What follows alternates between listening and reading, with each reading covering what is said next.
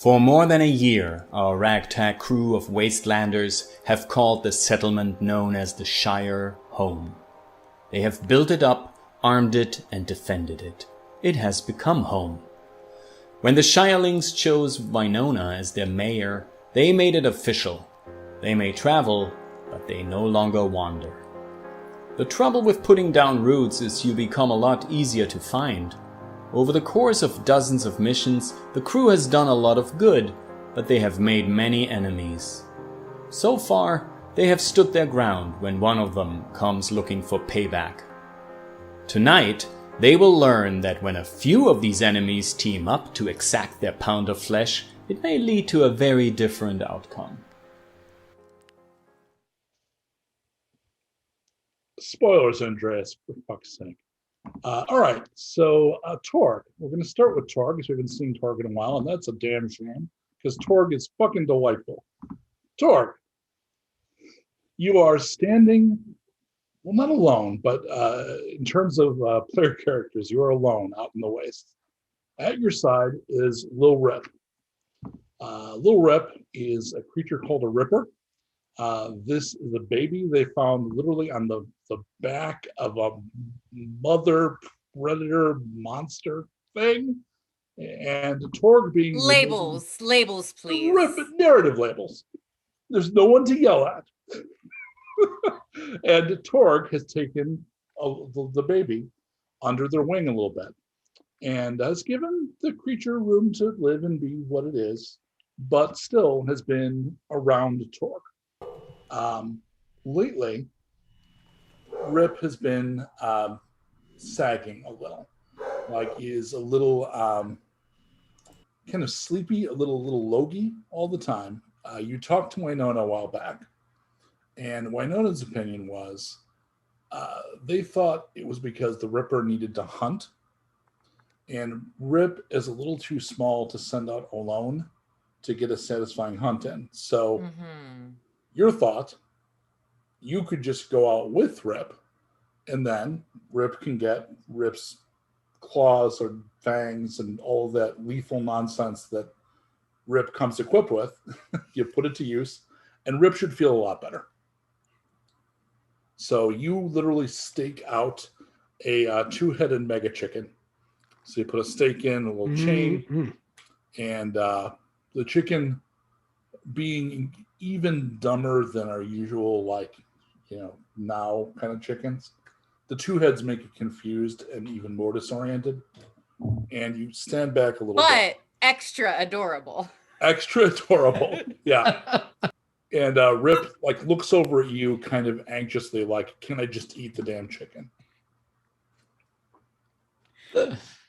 Oh, Torg, very excited to let you, little Rip, rip into your prey instinct. Torg, so excited. Torg going to teach little Rip all about Rip's power. But baby Rip, remember, Torg insists that you chase this. So you cannot just go for it. Baby Rip must hunt and earn feast and claws. So, baby Rip, I want you to roll baby Rip into ball. Get all Heidi for Torg.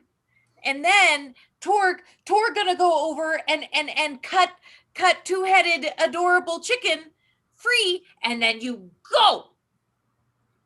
Okay, I'm going to shift the camera back like in Scrubs. Shannon, can you give me your impression of the speech that Torg just gave from the point of view of the bloodlusting tiny monster who doesn't speak English? Sorry, I was muted. Okay, so the way that Lil Rip processes what Torg said. So what is Rip hearing? Meow meow meow meow meow meow. Torg meow meow meow meow meow meow. Torg meow meow meow meow. Rah! So Rip nods. Torg thinks everybody is Daniel from the land of make believe. Rip looks a little confused. When you go over to release the chicken, Rip seems to get that it's not okay to just eat the chicken. So Rip curls up a little bit and kind of hyperventilates.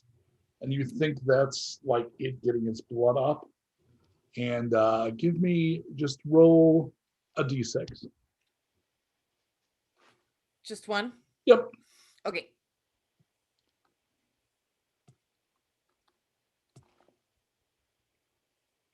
Hey! A beautiful thing.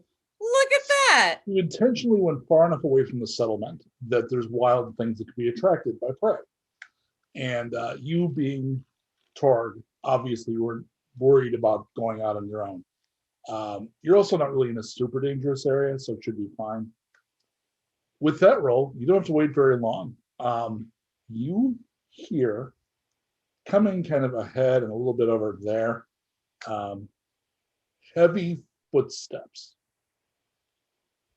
So maybe a biped, you think about the weight of 2 or 3 Nissans.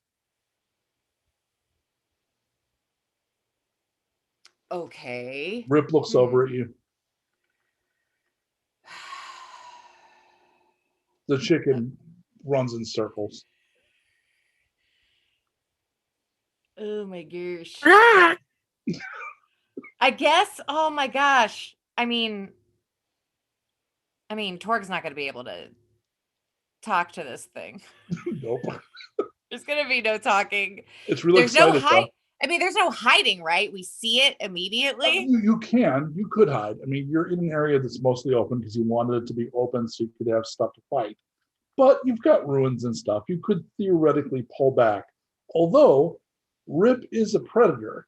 And at this point, like trying to put him like in your messenger bag and go inside might be rough. Yeah.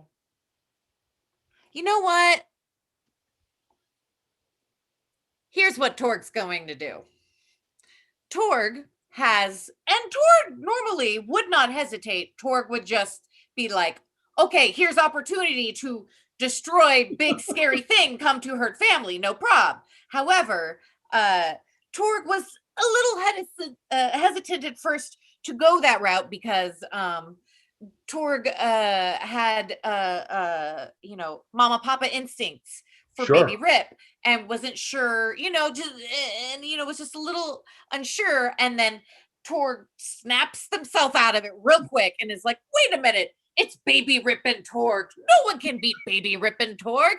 And baby Rip needs Colt, 2 sharpened claws. Can you give us the picture of what might be able to defeat baby Rip and Torg? So around the corner comes a 4-armed, giant, 2-headed boar monster that stands 2 stories tall and weighs roughly 2 Nissans. It has a massive shield and a spear. It has heard the chicken and is on an approach, like it's coming in. Rip looks up at you. So first, baby Rip, we wait. Torg and Rip wait to see what big, scary, monster face thing will do with chicken. If thing takes chicken, Torg and baby Rip, we find something else for you to hunt, and we little safe. Scales open in the sides of its neck, and it lets out a sound that's a little bit like a steam whistle. Wait, baby Rip or the other thing? The baby Rip. Okay. It's Ray's version of yelling Leroy Jenkins. Okay. Because it goes into a curl and rushes the monster. All right, I'm going to need you to make an attack roll for baby Rip. No! Give me 3 dice, please. Okay.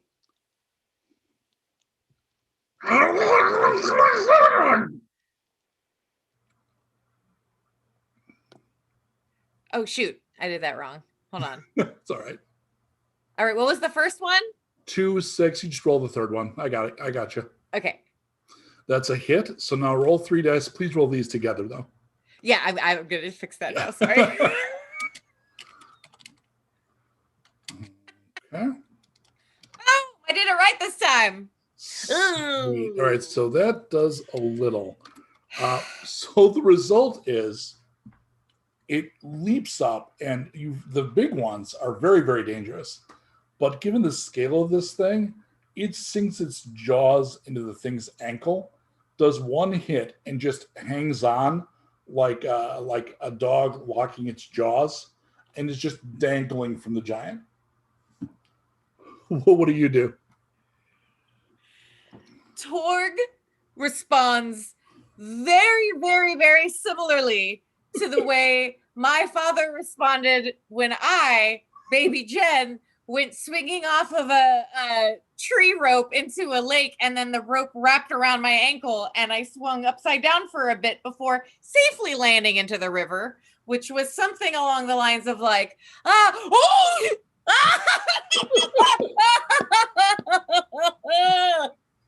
So you just, you don't fight, you don't defend, you just are tickled pink. Well, no, that's what happens first. It's Okay. very much like before Torg does anything, it's shit. Everything's Okay, fine. so Woo! before you act in reaction to that, it doesn't attack. It looks over at you with one of the heads and says, "Hey!" Torg, surprised by this, before Torg was going to attack, stops laughing and goes, "Oh, Torg, so sorry. This and Torg baby Rip." Rip goes, "Argh," and starts tearing at the flesh of the ankle. Ow! I mean, ow! Baby Rip, down, baby Rip, Give me a persuade, please. All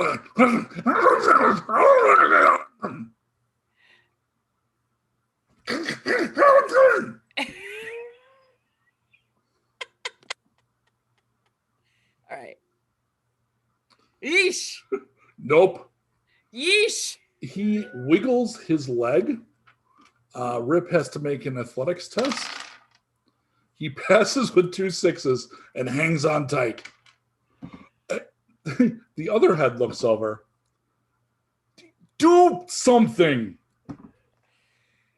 At that point, Torg rushes over and goes, "Baby Rip, stop, and like takes baby Rip and tries to physically remove baby Rip from the leg, the whole time apologizing to the 2 heads, saying, "Baby Rip knew, baby Rip don't know yet, baby Torg trying to teach baby Rip. That's why Torg have chicken here. We're not expecting you.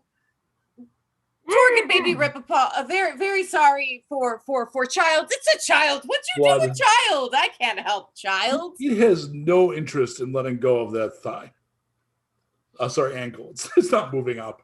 Do you physically try to pull him off? Yes. Okay. I'm not going to make you roll. You have tremendous strength. Yeah. But you can take Rip's jaws.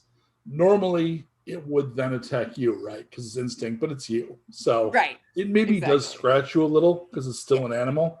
But it's and Torg just goes, It's like an angry cat. Yeah.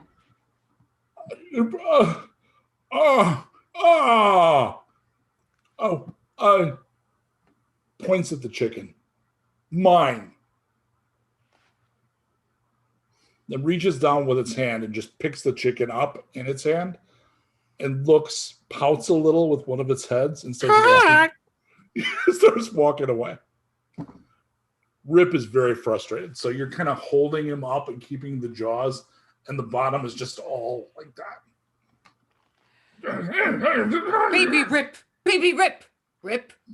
Listen to Torg. Rip. Torg only have best in mind for you. Now Torg, very impressed by attack, baby Rip. Make Torg very proud. And Shannon, that sounds like Meow, meow, meow, meow, meow, meow, Rip. Rip's tongue comes out and licks its entire face, free of giant two-headed boar blood. Meanwhile, back at the Shire, Goldwater has been missing for more than 2 weeks. Oni went to look for him. Oni has not reported back. Goldwater's friends are worried, clearly, but also confident in Oni's ability. Oni has proven to be a very reliable, basically detective. If you need something found, Oni finds it. Recently, 2.5 days ago, Winona went to meet with the leaders of local settlements at Crossroads. This is something that's been set up. I think I dropped references a couple of games ago. Various leaders of the ones in the map we've been developing, they're creating treaties and trade agreements so that not every settlement has to go to Barter Town every time they want a carrot. They're trying to actually build a society and some mutual protection. And she's been, because is it Colonel or General Winona? I think it was Colonel Winona. She's Colonel Winona. Yeah, because it's Colonel Winona, Mayor, the Right Honorable Colonel Lord Mayor Winona. They've been able to set that up. So took an escort. The group probably insisted that she do this. Took an escort of 4 of the Shire's best guards. One of them is, I remember the big fella from the Dog Walk episode. There was he's one of the chief protectors of the Shire. He went with them. Keb. So let's have a description of Keb. Anybody who's watched the stream for a while has met this character before, but it's the first time he's been around a little while. He's been knocking around the Shire for on and off for about, not most of his time has been here for about 6 months. He's been training here with Gordon, the guy also called Merlin. And what does Keb look like?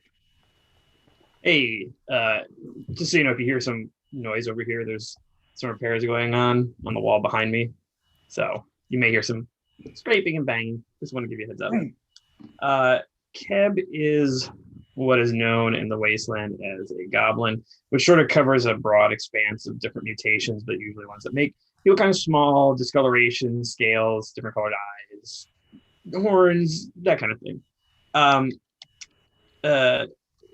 Keb has green skin with purple highlights and black spiky hair, mostly on his head, not all on his head, and little horns and sharp teeth.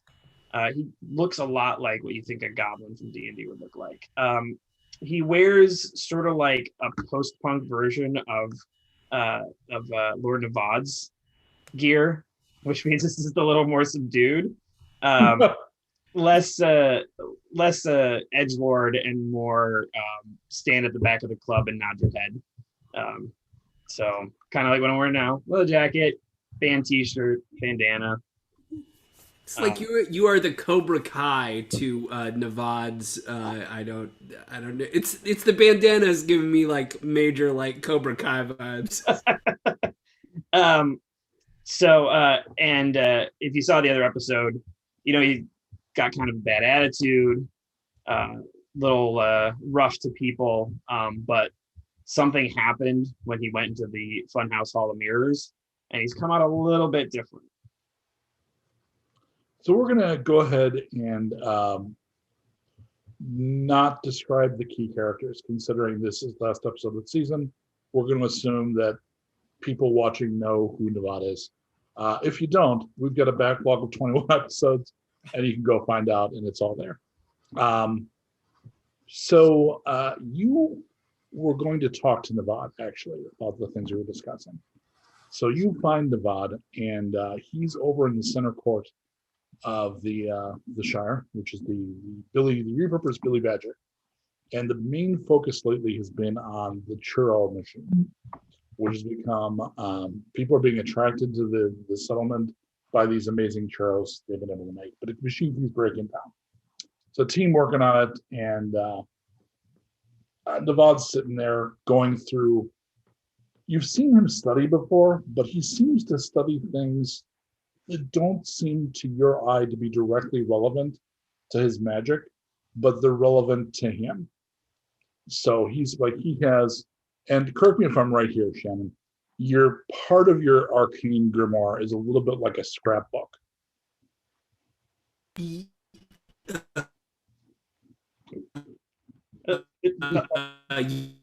been frozen by boglins.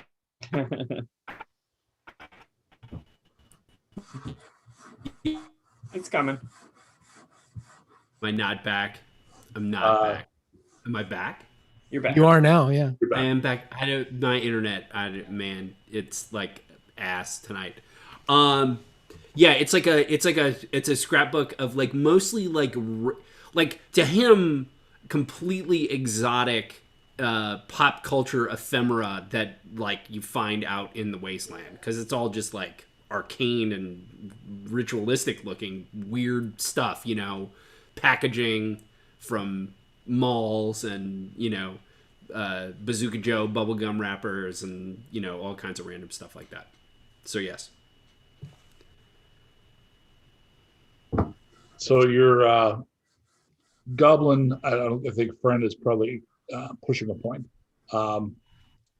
Your acquaintance and fellow student comes rolling up, Navad. Are you looking at that scrapbook full of garbage? It's my book. Yes. I'm sorry. I'm sorry. It's your tome of garbage. my tome of ritual objects. Okay, cool. Thanks. You seem to be working on it. Like working on not being such a dick. Hey, you know, everybody deserves a second chance from me. All right? And this is yours. So let's make the most of it. Okay. Wait. This is my second chance. You come in here and tell me I'm looking at garbage? Buddy?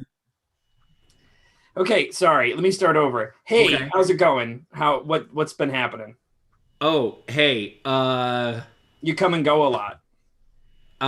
Yeah, I mean, I'm like a little restless, and you know, I like to see what's out there and find stuff for my book and learn new things about my abilities. Stole some credit card. You ever heard of a credit card? We stole credit cards. What do they do? What do they do?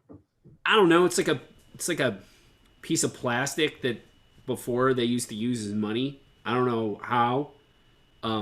It's not. You don't change the card. The card contains mystical knowledge of some kind that tells you. Let's say the overpriced piece of crap you got from the machine as part of your pay was a booklight for your grimoire. Oh yeah, check it out. It's like got a gooseneck on it. Yeah. Gotta bend it, and then look, it holds its shape. Look at that. Wow. I can read in bed. I can do this stuff lying down now. Must be it's a brand new world for you, isn't it? Yeah, it's good. What are you doing here? So anyway, I wanted to talk about kind of like how good you're doing, you know, and say great job. Oh, with like my magic and stuff? Yeah. Great job. Thank you. It takes work. Okay? It takes work to get good at magic. I work hard too, but I don't think I'm where you're at. And I just got to admit, as somebody who's a fellow student, who, you know, doesn't just spend all their time sitting around. I don't either. I go out and do stuff too, to see somebody advance so quickly. It's pretty, it's impressive. Okay. Hey, thank you. I appreciate that. You should. I mean, you're welcome. Cool. What's the secret, though? What's the secret? Yeah, I mean, you're barely an adult. You're just making all these big changes. I mean, how'd you do it?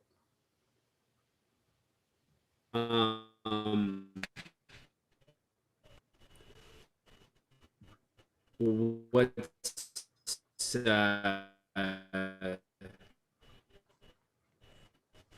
Look, I know you stutter when you get nervous around me. It's understandable. I can be kind of intimidating as like. Yeah, I'm just curious what you want. What I want? Look, I also want to be better at magic. You can do a lot of blowy uppy stuff. I can do it.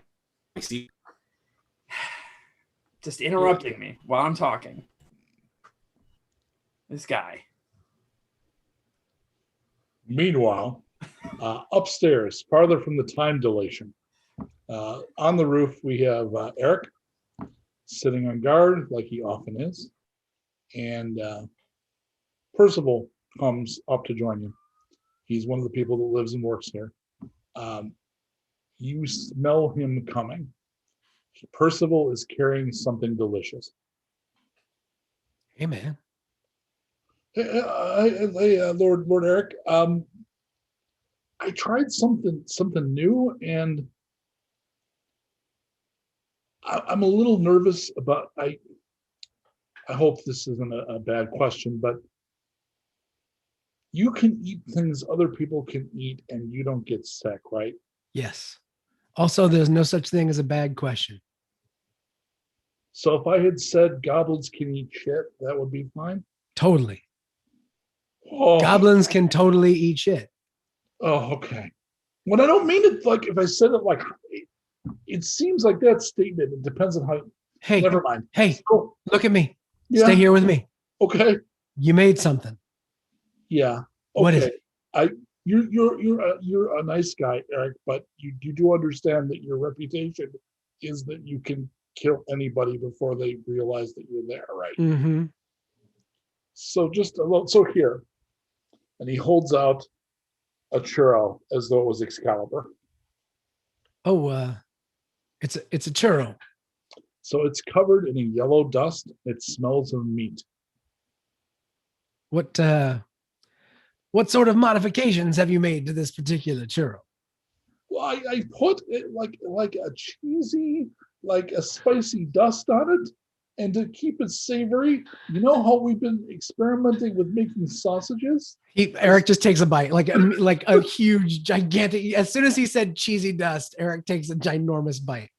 He has made a savory nacho hot dog churro. Oh, Jesus Christ! Percival smiles. This is. I might cry. It's okay that it's not sweet. I mean, listen to me.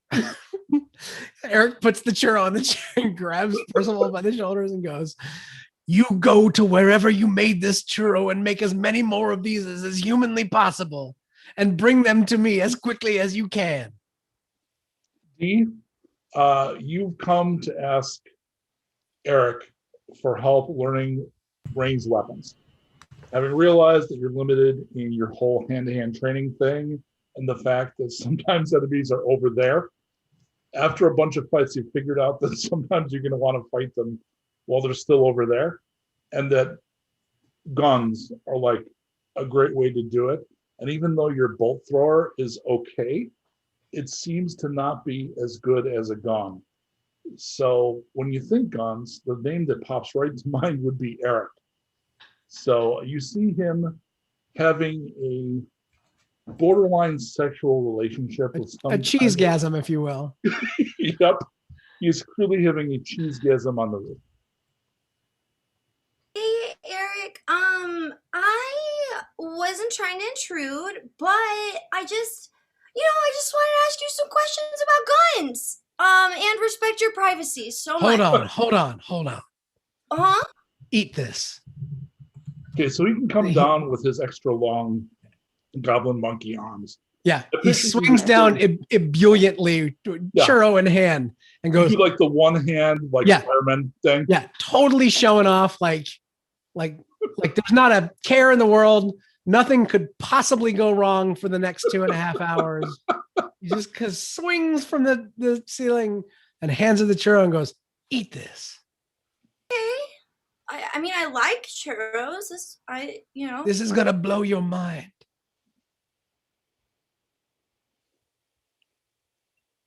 What is It is yellow dusty churros. it? I know.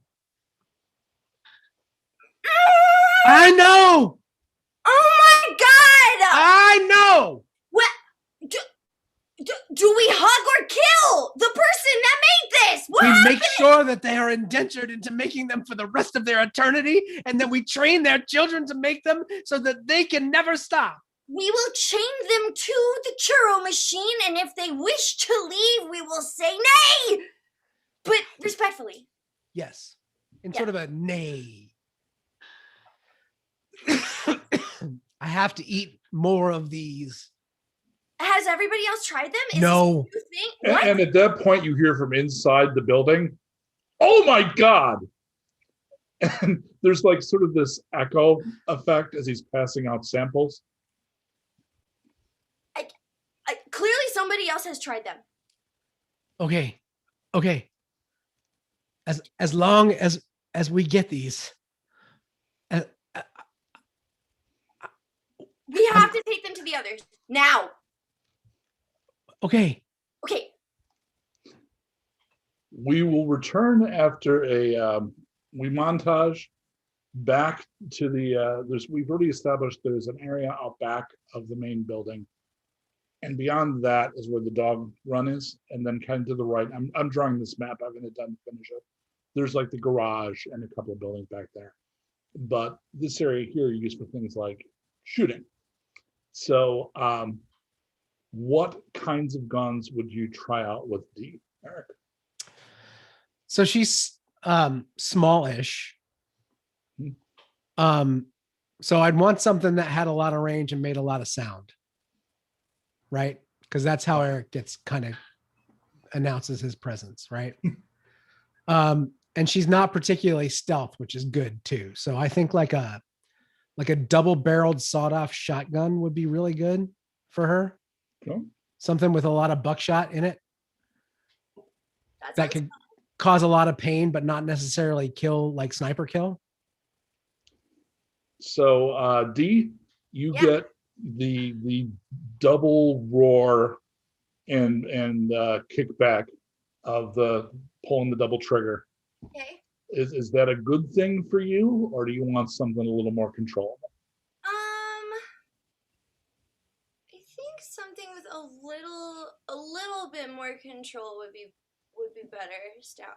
So because we don't necessarily want anyone who's tuned in to watch to listen to us extol the virtues of various game weapons, we then see a series of little bits of you trying the weapons out. Mhm. As you and I decided, you end up settling on an auto pistol.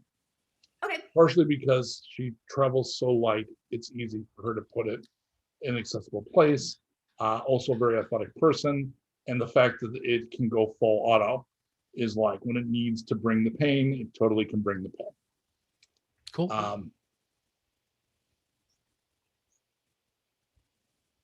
Is that it? You could thank him. Oh, okay. Sorry, I just wasn't sure if you were done. My bad. Yeah, hard to transition that. It's the thank him for his help part of that interaction, I think. Gotcha. Just remember, the gun is the gun, Mhm. but you are the weapon. Yeah. Wherever you put your arms, Uh-huh. that's where you want it to go. Okay. The gun is like a conduit.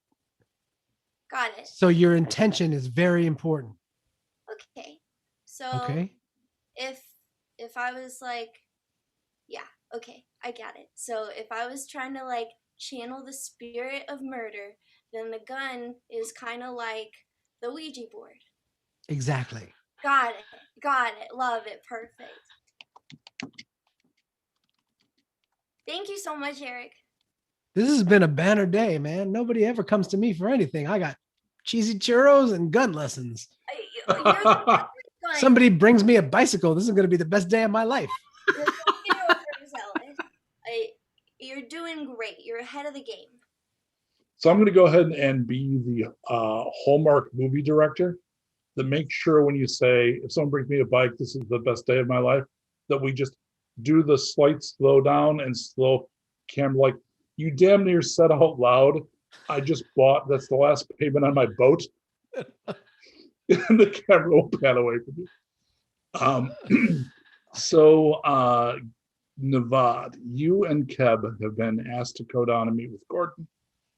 Okay. So Gordon lives in a secret room, accessible only through magic, beneath the Billy Badger.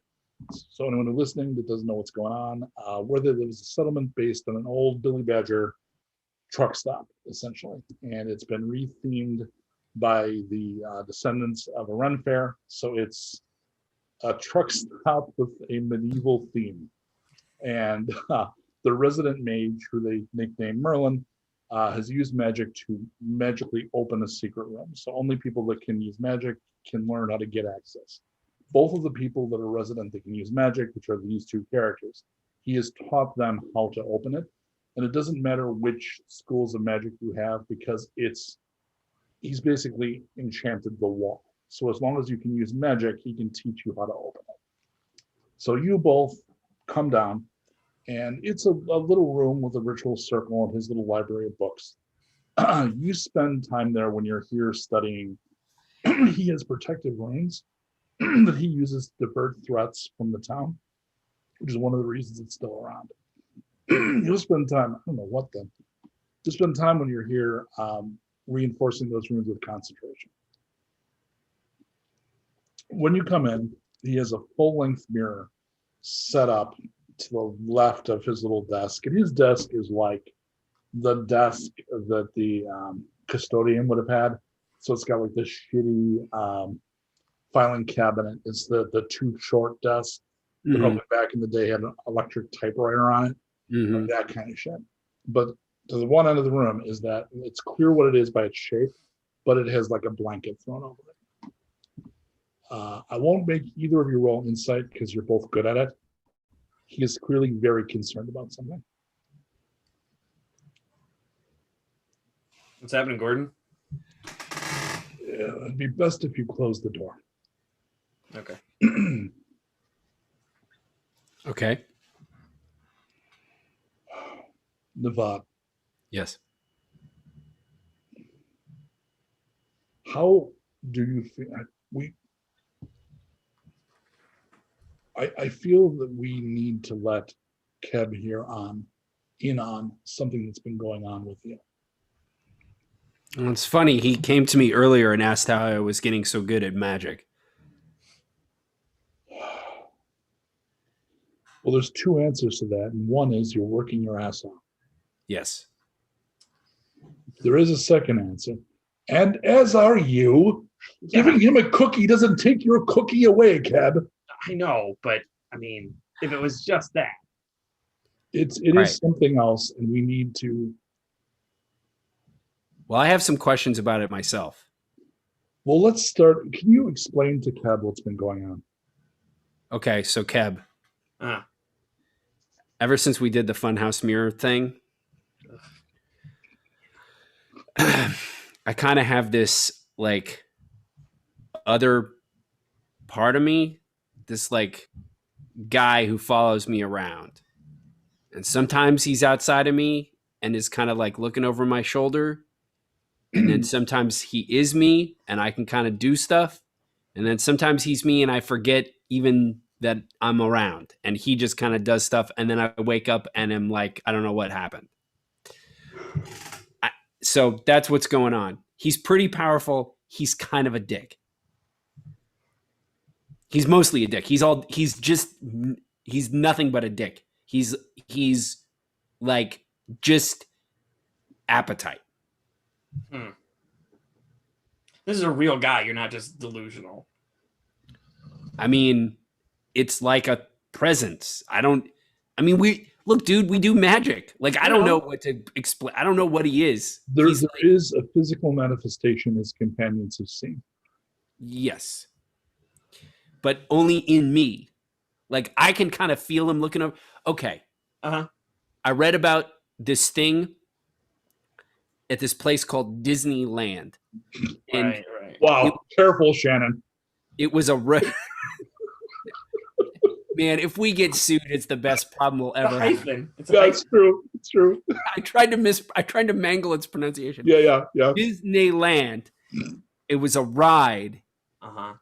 where a ghost would appear behind you and you could see it. Right. If you But, turned hey, around, it wasn't there.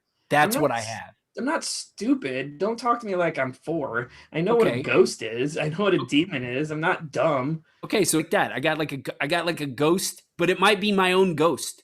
I don't know what it is. Yeah, okay. I mean, yeah, I wasn't. Look, I know it's magic.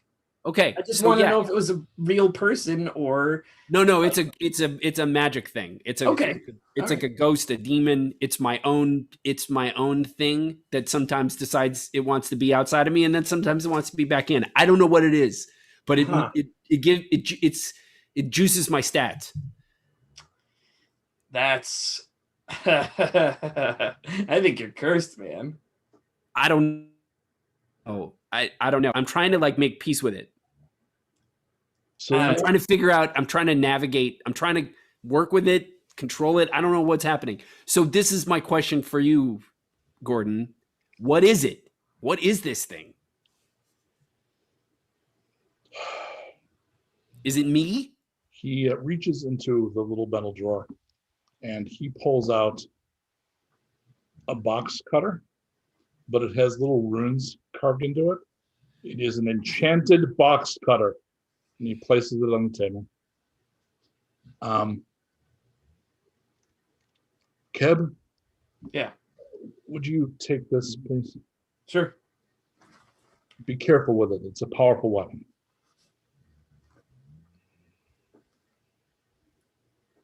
Just stand ready. Navad, you say it has appeared to you in mirrors. Yes. He points at the mirror. Let's see. Okay. I go and I walk over and I stand in front of the mirror. Okay.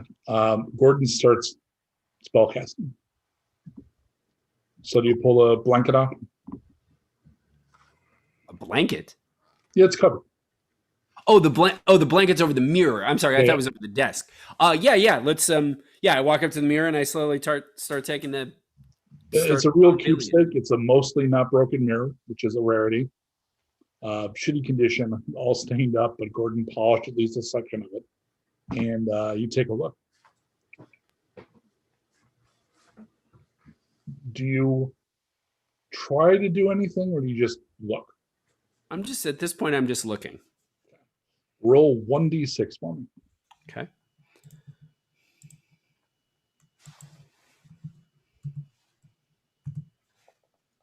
One. Nothing.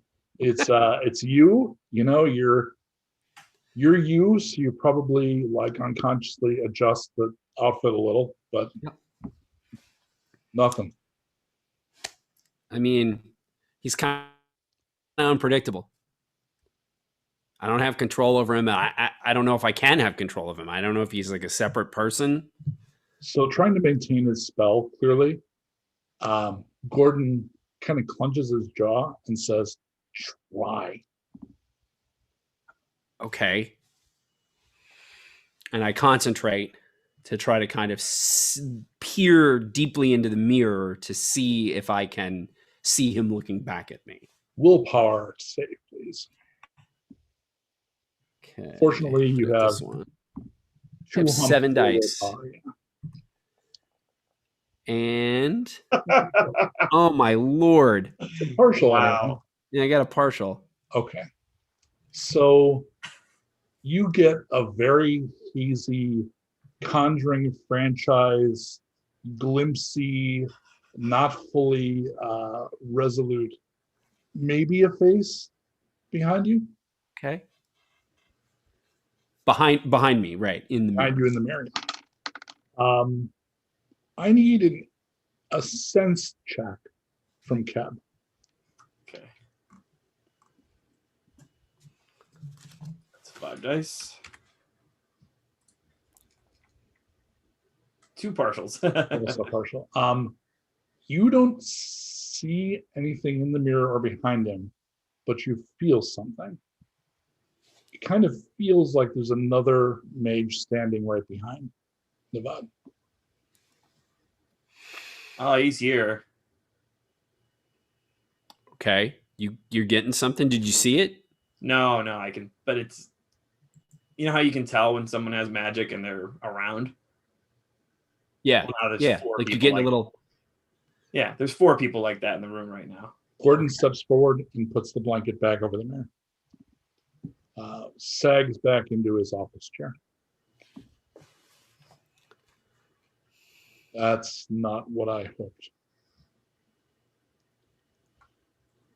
You know how, given the task you were sent to the maze for, we had hoped that your passenger was you? Mm-hmm. That thing in you is not of you. Okay. And because I know how important it is for you that I recognize these things out loud, Keb, when you said curse, you might have been right. I mean, I got a curse, is what you're saying. I got cursed to be followed by a magician who's an even bigger dick than me and Keb combined.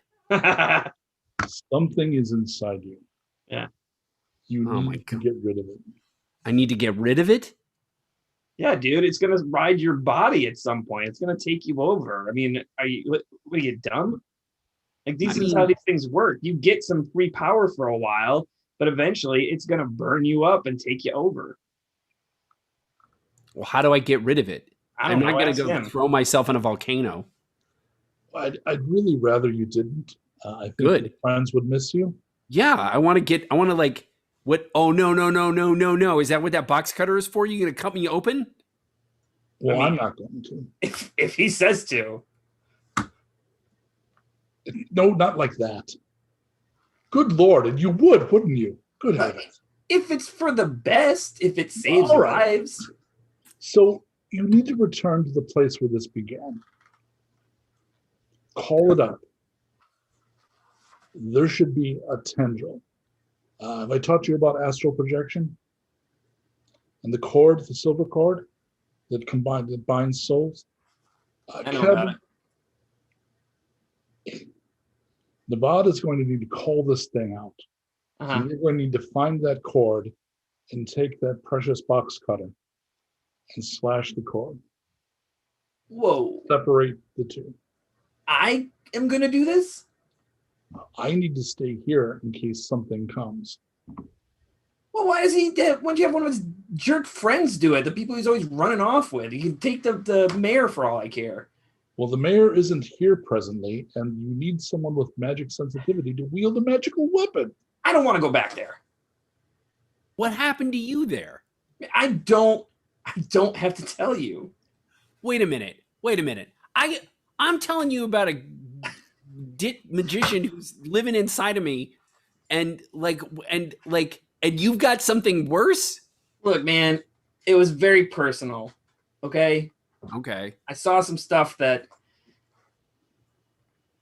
you came out different, so did I, okay? Okay. Wait a minute. Hold on. Like, what's your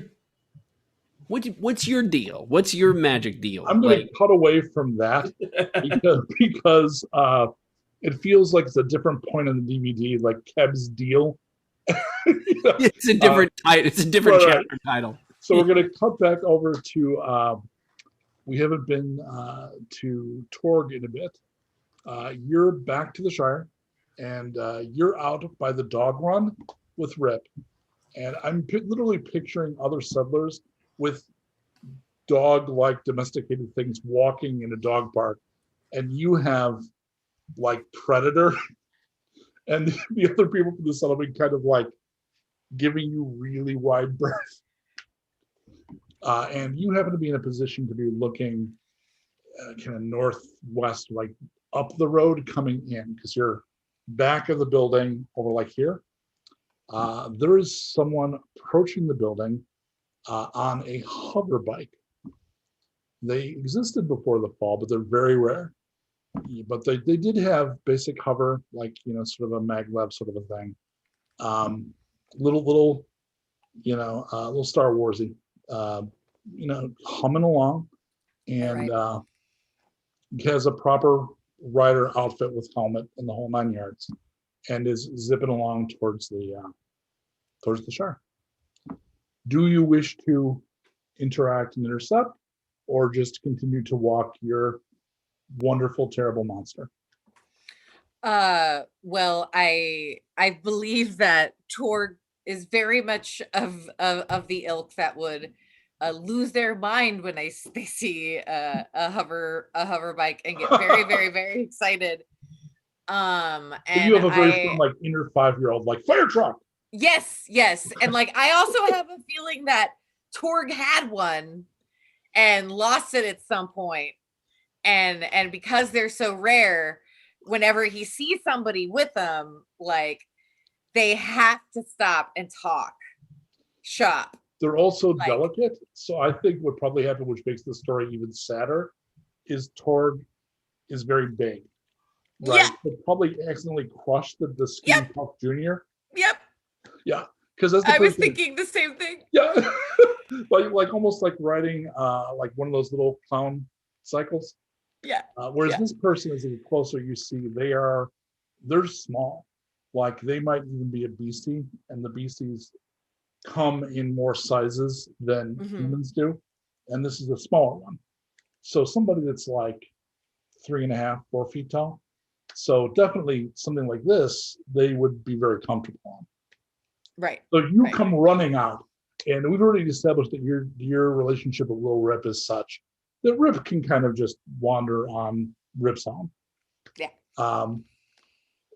They will pull up as they see you coming with your braid and your scarf. You're kind of hard to miss. And so I just yell out to them, "Hover buddy!" So this person has obviously been in the waste a while, possibly a lone rider, because there's a lot of like satchels and packs, and enough here that they would be able to camp on the stuff that's on the bike. So pulls back the visor on the helmet, and it is a rabbit girl. Torg, so excited to meet fellow hover buddy. I mean, of course, Torg no longer have hover bike, but hover buddy for life. Once hover buddy. Am I right? Torg, right? Torg, right? Sure. You were able to ride one of these? Oh, Torg rode for as long as Torg could, until Torg lost it. Oh, well, I'm sorry. And by lost it, Torg get too big and it goes squish. Oh, yeah, I have to be careful. I took too big a load of salvage once, and I was scraping all the way along. I did some damage to my chassis. I can't imagine. Torg really feel like someone have to figure out way to make stronger hover bike for 2 days. She laughs.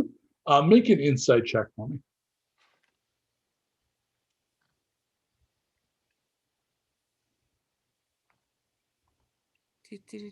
I can read. Where is it? There it is. Ugh. Torg's insight is not great. I think narratively, there's lots of reasons for you to not necessarily notice things. Hey, holy shit! Never mind. So, Torg, thing one, this person is very sad. Like, it's tangible. And give me a notice check. Okay.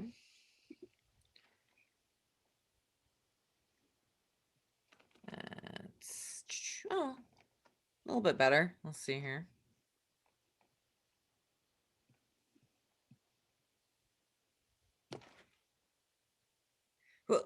Hey!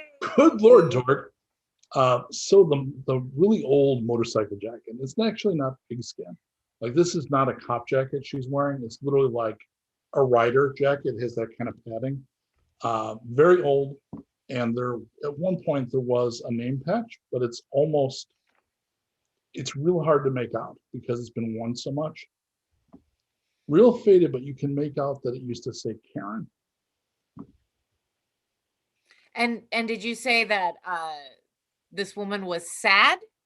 Very. Okay, very sad.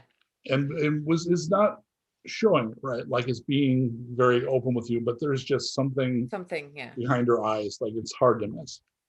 Even if you're targeting your way through your day, it's still there. It is. Yeah. Torg has to ask. No, New friend. no, you don't really. No, Torg No. Torg can feel and notice. You're very kind. I need just one thing. Ask Torg. Torg will help in any way Torg can. Is For a fellow hover bro. Hover buddy. Hover buddy. Is that building there? Is that what they call the Shire? Yes. Torg and family live here. Shire, good place. Because Jen has rolled a spectacular number of 6s and 5s, far more than random chance suggests should have come up. Yeah. No additional rolls required. You see their tears forming in the corners of her eyes.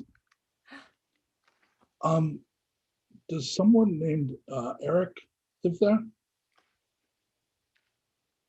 Erik? Uh-huh. Torg wants to know, does this Erik have a thing for guns?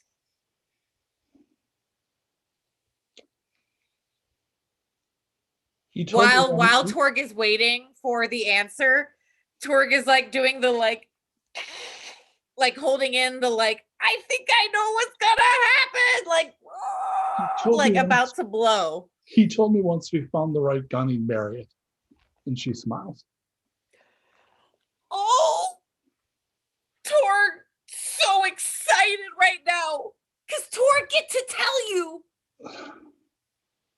Erik is Torg family. Oh, okay.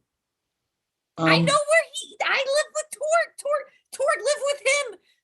Torg Erik family. Her little bunny eyes widen. Are you his wife? Oh, Torg nobody, wife or husband. Okay. No. Okay. Torg partner. So it would be a favor to me, Hover Buddy, if you could tell him that an old friend had come to visit.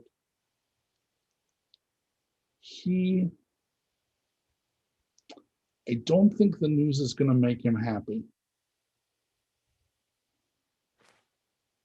Torg can't imagine why Erik not be happy to see old friend. You must come with me. I not give message. I deliver you. Torg, come on. Torg say come. She's literally yelling. She's a tiny bunny, so it barely comes through. I broke his heart, okay?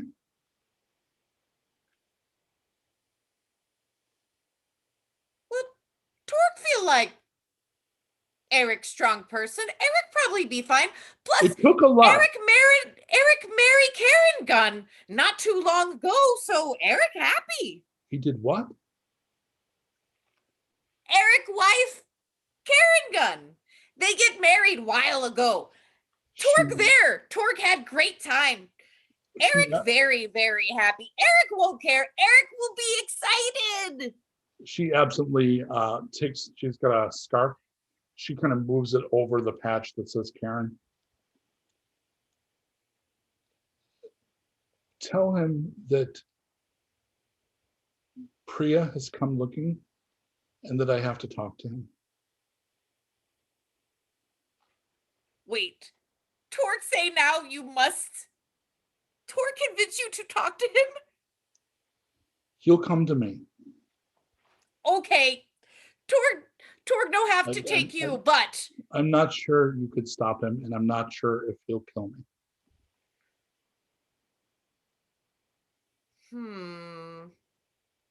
It's all right. I'm not here to fight. If that's what's in his heart, that's what he'll do. Torg will make you this promise. Torg will make sure Erik not kill Prima. One last favor then. If that's what he wants, don't stop him.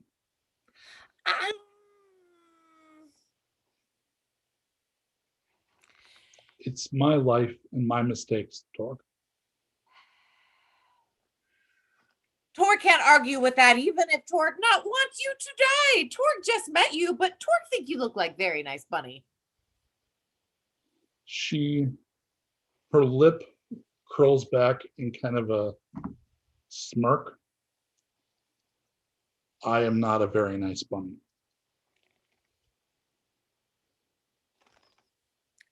Torg thinks Karen is very nice bunny, even if Karen not call herself Karen. Nice bunnies don't get off on watching people die.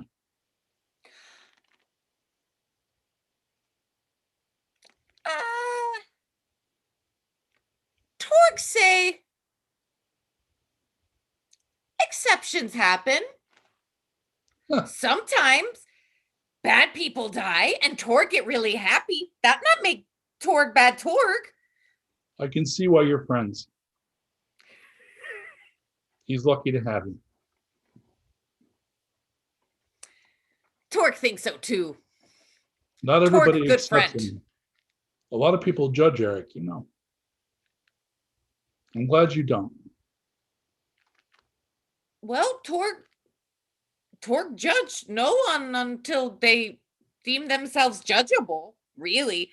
Torg, Torg open to any who willing to be on Torg level. If not on Torg level, you don't get Torg love. I need a box. You need a box? To be on your level, you're very tall, Torg. Oh, Torg, see now. You make joke. Torg like joke. Torg like Karen joke a lot. Torg gonna go tell Erik Karen joke. I mean, Prima. I need a 6-die test from D, please. A what? Roll 6 dice for me. Oh, okay. Sorry. This is you D. said something afterwards in the this is for D, so I just need. Oh, D. Sorry. I didn't hear that's the thing. I didn't hear the end there. Thank you. And back in the basement with the 3 mages. We were talking about what your deal was. Yeah, so look, when I went into the Hall of Mirrors, it was all pretty normal, I guess, for some magic stuff. I was in the hall. It kept wanting to make me turn to a certain direction, but the hall was actually still pushing me forward. So I kept turning and almost bumping into the glass. And then I got to the end of the hallway and I was looking at a mirror, and then I put my hands on it and I realized I could press into it. So I started pressing into it and I pushed further and further. It was like this jelly, right? It's like this jelly layer. And I pushed into it and then I went all the way in. And from what I can tell, from what y'all said is I was in there for a while before I came out. But that hallway wasn't that long. So I get to that, I push through the jelly, and everything just kind of went black. But not in a way of like being in the dark or being asleep. Nothing happened, and it was the absence of all things. Okay, it was the absence of all things, even my consciousness, even like I was gone. And then the next thing I knew, I was stumbling out. And in that time, that in between time, it was like being dead. So you see, I may have to come to terms with some stuff. Magic you do. Shape things. Like oh. That's good. Yeah, it's great. I'm really good at it. It's also really widely considered the hardest of the school form to very difficult. The thing is after going through that, I didn't get much more powerful, but I was able to do things much more intricately. So like I was changed too, but not like you. And I'll just grab like a screwdriver from an old pegboard, and I'll just slowly turn it into a corkscrew. Yeah, no need for a roll. That's simple enough, and you have time. The funny thing is, in a previous scene, he showed you with great pride the gooseneck light, which you can casually do with any object. Right. So he kind of like just literally stretches out the metal and gives it a shape. Nice. Yeah, getting those twists was rough. I imagine you probably spent weeks, because the more intricate it is, something like a corkscrew is a great demonstration, because that's very precise. Yep. Especially you get it like even on every. Yeah. Well, this seems like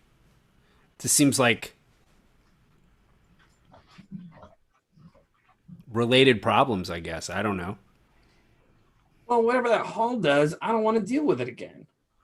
It made me dead. Yeah, but maybe it made you smarter about stuff. Not worth it. 100% not worth it. I wish I could go back and stop myself from going in there. I mean, I'll do it, Gordon, if you really need somebody to do this, to save him and probably a bunch of other people if this ghost takes him over. The VOD, is it getting stronger? Is it getting stronger? Yeah. We're still in the room, right? Yeah. No, but it's like more noticeable than when we came in. Like it's sort of at a steady presence as opposed to building. Or are you talking more generally? In general. Oh yeah, no, it's gotten more intense over time. So I mean, it sounds like Kev is right that that you present a danger. Oh, I didn't even think about it that way. A danger not just to me, but to maybe to other people too. Right. Like what kind of magician is it? Can you tell? Well, I use my art to figure out that there is more than one soul in you. I use something similar to your reading spell to get that. When it's not in the fore, I can't read thoughts like you can with reading. All of this will be stronger in that room, which is why I suggested that as the place to evoke it so you can cut it. Keb, if you're not evoking anything there, you shouldn't experience the same thing. You went in before with that open mind. I asked you to call on the place. It was the reason you were there. You're just there for the vibe. Okay. Just try not to look in the mirrors. They're everywhere, man. They're not where Nevada is. All right. Look, I'll help him. I'll do it. This is all. We're gonna save people's lives doing this, okay? it's worth it. And I know it's not your fault, Navad, but Okay. we got to stop this thing before it makes you do something real bad.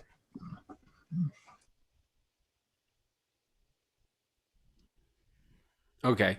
That makes a lot of sense. Torg. Hold it, Gordon. Could Oh, yeah. something go wrong? You're both my best students. There's so many possibilities and eventualities. I can't really arm you for every one. Use your best guess. You come back from all of your little trips telling me about the things you've done out in the wastes. I trust you to do right here. It's mostly luck, but okay. Ked, did they tell you they just found vampires? Real no shit vampires? I had heard rumors, but I mean, they're not vampires like Stoker.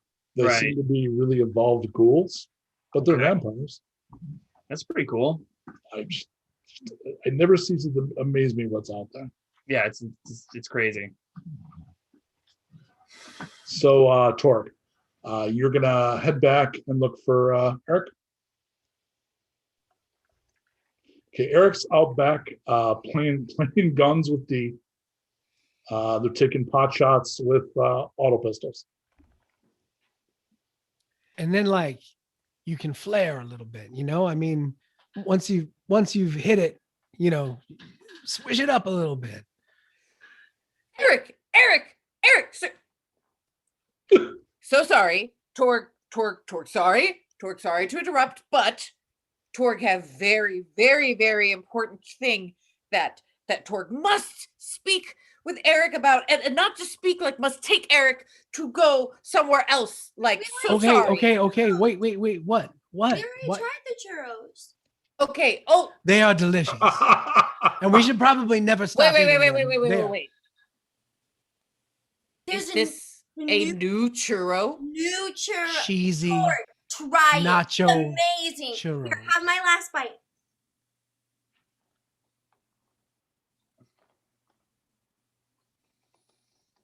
I knew it. Look. Right? Utter joy. I've never seen them so happy in my Me life. neither. Torg know what Torg want to eat for rest of Torg days now. Right? You're crying. I am Torg crying over beauty of salty and cinnamon and mouth with crunch. It's so meaty. It's so good. Okay, no, wait. Was this what you Oh. were coming here for? Sorry, we're having fun, but I feel Wait, like you. no, Torg. You're right. Torg must shake off this delicious mask because Torg have Wait. very important news What? for Erik. But first, Erik, you must promise Torg something. Torg, what? That Torg, was good. That was good. Erik, Torg. Torg appreciate you not making fun of Torg right now when Torg have very serious requests for Erik. Okay. I'm sorry. I'm just in a really good mood. I'm having like the best day I can remember having in such a long time. Well, that actually make Torg feel really good because Torg thinks it might be easy for you to maybe go along with Torg's request, which is to not kill who Torg is about to bring you to. Oh man. You What? promise. No, Promise I never Torg. promise not to kill anybody. Especially when somebody says you got to promise not to kill somebody. That's the dumbest thing ever. Yes, I mean, that's I respect you here. Okay, and I don't think you're dumb. But I Erik? think that was a very dumb thing to say. Erik. I know how much you like kill, but what if said person What is it, my mother? Come on. wanted you to do it, and maybe it would hurt them more if you didn't do it. Therefore, you would be honoring Torg's wish for you to not kill said person. Oh, Torg, you're killing me. What is it?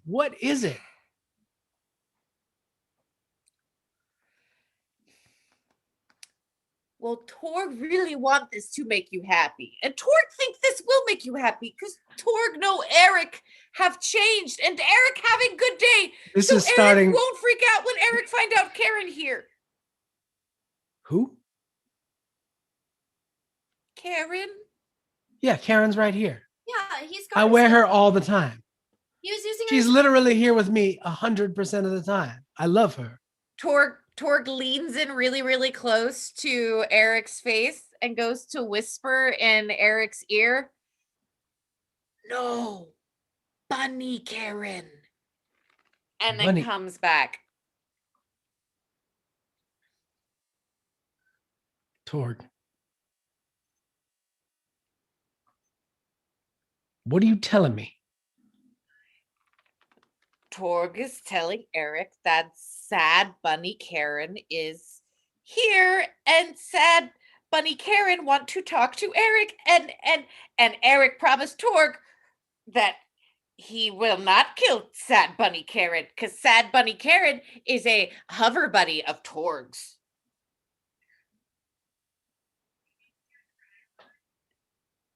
Where? Torg will take you to Nope. them. D. Erik looks dangerous right now. Erik, what? You're not holding Karen. Why don't I just, why don't we just have a girls' moment, me and her? I can teach her how to do her trigger or something. D, if you touch my gun right now, there's going to be trouble. Okay. No problem, Erik. Where? Okay. Torg, sorry if Torg offend Erik with everything earlier. Where is she? All Torg asks is if you must kill her. Torg get bike?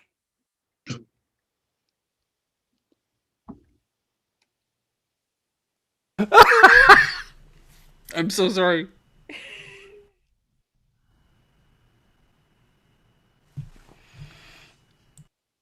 Sure.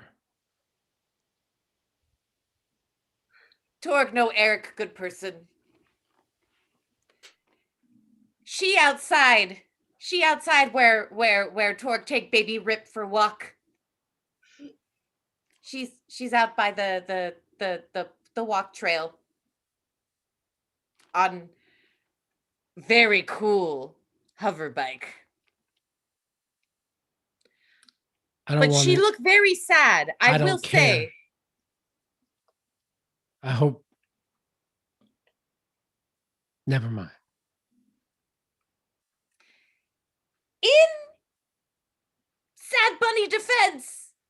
No. Sad Bunny said you would not be happy, and Torg thought maybe you would be. So, Torg, sorry. But. Not now, Torg. Not now. So Erik, you just head up. Yep. D and Torg, you just let him go. Do you follow him? Do you cover him in hardening foam? What do you do? I'm gonna follow him. Okay. Are you going to try for him not to notice? It's also pretty clear he's doing the loner thing. I'm not gonna go right away. Okay, so keep some distance. Mm-hmm. Okay, Torg. So, Torg think that just you go and covertly trail, and then you report back to Torg what happened. Because Torg kind of not good hider. Not good with the sneaking. Torg B. Torg could be a save point. A little more. So yeah. Torg will stay here and look out and take care of anything else that happens. Also, Torg want to know where you get churro. Torg will hunt that down. And you safely follow Erik.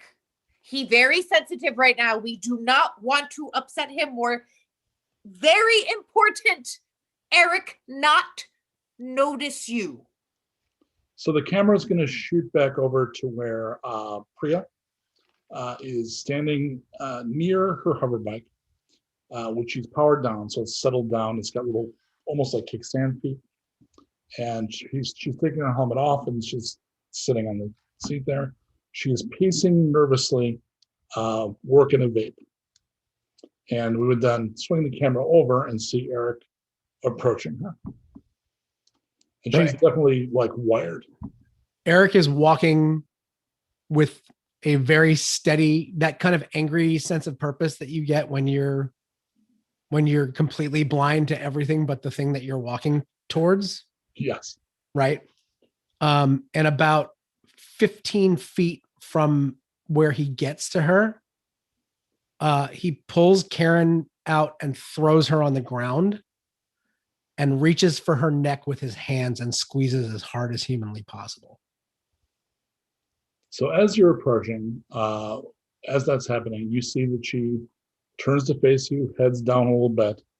She's shivering. So you do that. D, you're going to see that at a distance. And he's obviously so focused that we're not going to do roll stealth or anything. But you're back. Like you're not, you're at far. You're not even at close range. Otherwise, he would make you stop. And he throws the gun down. She makes no defense at all. Make a strength test for me. Me or D? I'm sorry, Erik. Sorry. The strength test for the person using their muscles. I gotta find my strength. Where's my strength? Oh, there it is. Oh, I'm not very strong. I got 2. It's not really your thing. Not really. Hold on.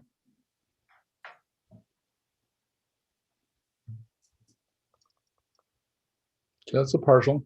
Are you thinking about your intended outcome, or are you just acting? Nope. Anger? Okay. Okay, make a notice test, but 2 dice down.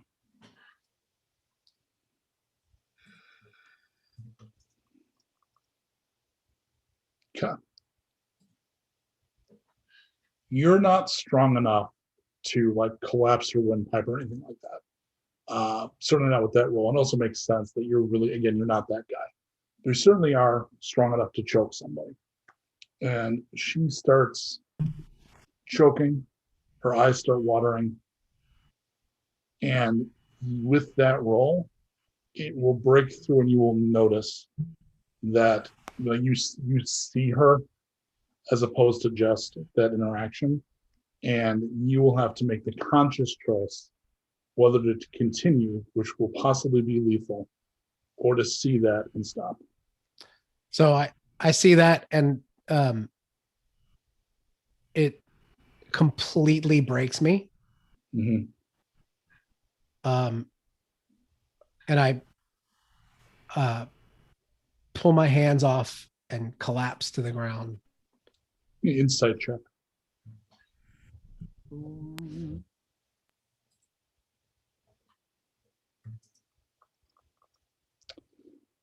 I think a component of that might have been that there seemed to have still been love in her eyes.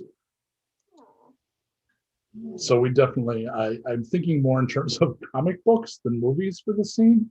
But so there's little hearts. There's little hearts in her eyes. Right, and like the real big watery eyes that are definitely like you can see. There was that moment where she was definitely willing to die, but was very clear that that's why. Do you see that? Like he starts choking her and then collapses, and she also collapses. Do you keep your distance? Okay. Again, going back to like, and I'm thinking like the presentation they use for like From Hell, a lot of framing with like the words taking up her, ... I'm sorry. Like you hear her mutter and it's not even a direct address. It's like somebody carrying a weight so heavy that when it becomes heavy enough, they have to put the weight down. So she sort of says it almost like as like a reflex action. So it's not really even trying to reach out to you. And she's gasping for breath because you did hurt her, definitely.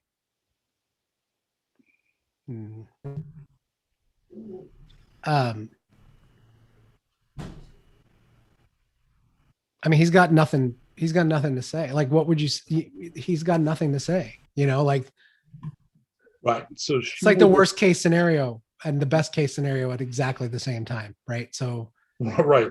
And right. So even if there is a point of coping, it's not fucking now. Yeah. Right. So right now he's just totally locked, right? Yeah. So she would recover before you would, and she would get up. The only reason I'm here is because I had to warn you. I'm not with him anymore. I finally saw what he is. He's into something worse than usual, and he's coming. Good. I knew you were going to say that, but you need to run. Fuck that.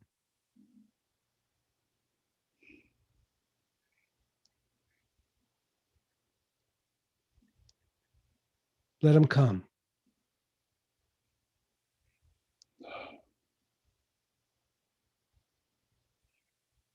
And so at this point, it's like reverse, like she seems broken like that. So it's pretty clear. And ironically, I think only D is seeing a lot of the full interaction, although there's no sense of context for D. But now it feels like she sags, like that's exactly what she expected from Erik. But that is like to her, well, that means you're dead, right? That's clearly what's going on in her face. So she clearly has forced herself to do this thing that went down kind of like she thought it would, to try to get him to do something, and that he's not going to do it. So that's pretty clear, even from even only hearing a couple of words. She gathers herself up. I'm going to run. I don't quite want to die. It's kind of a coin flip most days, but for now I'll run. If this is ever over, she just lets that trail off and she sets a little plastic toy on the ground next to Erik. And it's one of those like 10-cent kaleidoscopes, like the yellow plastic that has the kind of bug eye lens on the end. It's like the first gift you gave her. And she just sets it on the ground.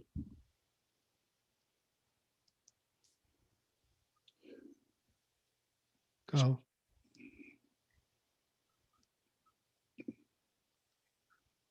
Go. She takes the helmet, gets on the bike, and kicks off. So Torg, you would see that from a distance because you wouldn't have seen any of this more subtle stuff, but you'd see the bike turning away. And I'm going to call that the bio break. So we're going to give it 5 minutes. We'll come back for the rougher part of the episode.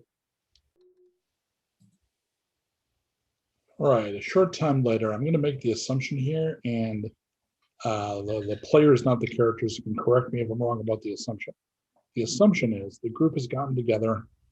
They've been informed that you need to go to the carnival to take care of some business and to basically do a magical medical procedure for Devad, and that is very important. So the assumption I'm making is that everybody would agree to go. Is that the case?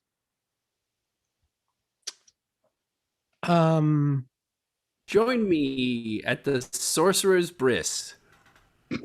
I'm not 100% that I would agree to go. I'm going to back that scene up to the group being still at the Shire. Okay. And basically, everybody has given the okay, but Nevada is talking to Erik.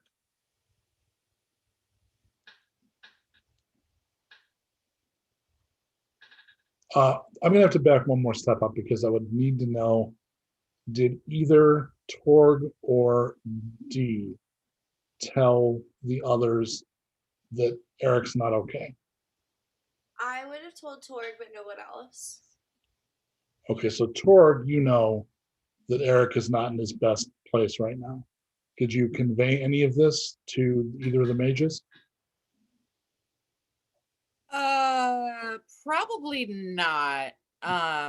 Torg has a lot of respect for Erik and feels like if Erik wants to share that, he can do that on his own. So you know that whole assumption I made? We're going to forget I said those things. Because clearly what happens is Devad has to go and talk to his friend Erik, who's clearly, I think he's probably up in the gunner station by himself and is not looking great. Oh, what's that? What was that gut water shit that we drank in the Wasteland Tales? Oh, yeah. It's like the Jenkum. Yeah. Yeah, you've got that.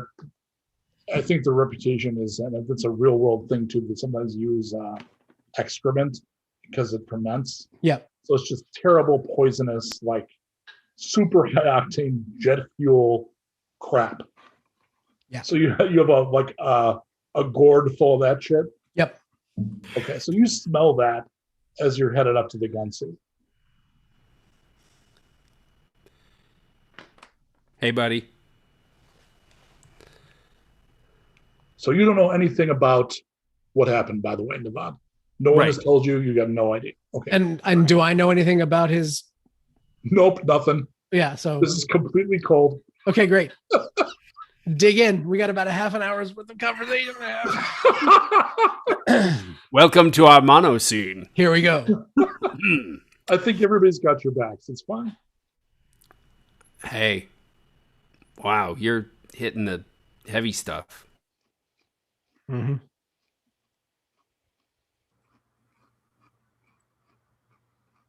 I'd take some, but I don't think I could handle it. There's like shit in that, right? Probably.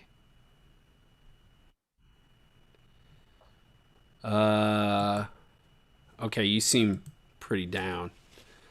I have to go back to the carnival and have Keb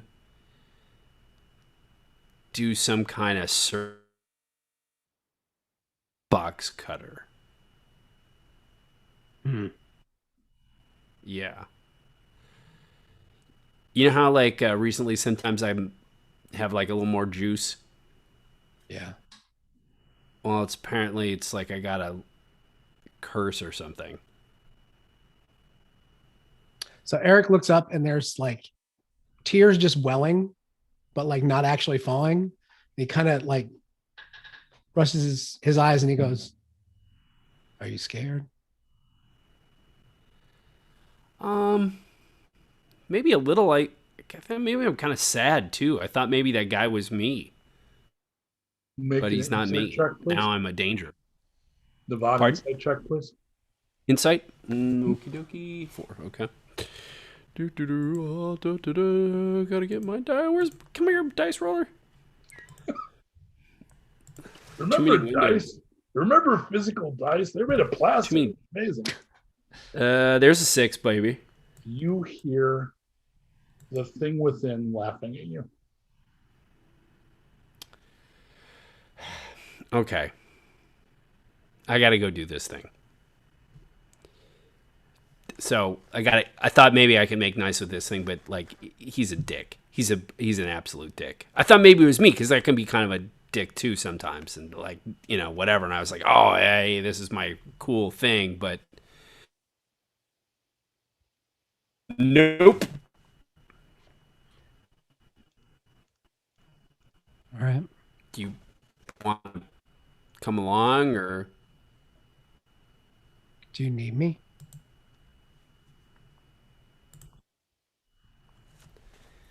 I don't know. I mean, Keb's got to do the surgery. I don't know if he knows how to. So make an insight check on Nevada. Okay. 2 successes. Ooh, lots of sixes. You know, whether or not you 100% need him, it's pretty clear. Leaving him on the roof with a gun and Jenkum is maybe not the great play. Okay. I think the FOD's got enough maturity at this point to recognize it. Yeah. He knows Eric's in a bad spot. Yeah. Yeah, man, I really need you to be there. I want you to be there. It's important for me. Will you come along? You can keep drinking. I don't care about that. All right. I'll be there. All right. So does Erik Keb's waiting for us. Does We're Erik gonna take get Dean. Karen?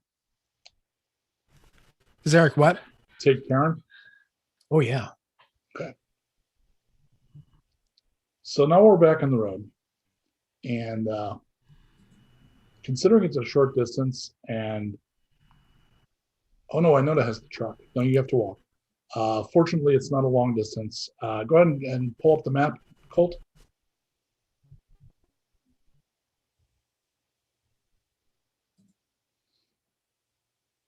So you can make that in a couple of days. You could potentially make it force marching like dawn till late night, single day. Yes. But a couple of days is probably the way to go for this. All right. So when you're out in the field, from these characters, Winona had the land lore. Anybody got a good land lore? No rangers? I I got a 4. I'm pretty sure Torg has a good one. Let me check. You say that like someone else would know. 5. Ooh, 5 is good. Yeah, that's the best one. So the two of them can definitely consult on proper path, how to get there quickly, where to set up. Okay, no problem. Off you go. I need a D6 from Keb, please. Just one? Yep. All right. How do you feel about a 6? Wow. Give me a sense check. All right. Y'all are rolling good today. No, we weren't. I think he turned a corner. Yeah. Torg started off pretty strong. Yeah, Torg was, yeah. Oh, Torg is So crushing it. you notice, so you're walking in an area where you're on a side street. There's some buildings, and there's some glass in the windows of those buildings. And you have a very expensive special effects shop where you notice a face, a shadowy face reflected in the little bits of glass. The face looks like Nevad, but cruel and with goat horns.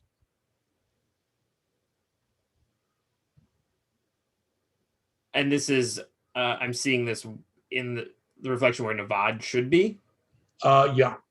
It's pretty clear. It's a I mean, this obviously is a magical thing. Right.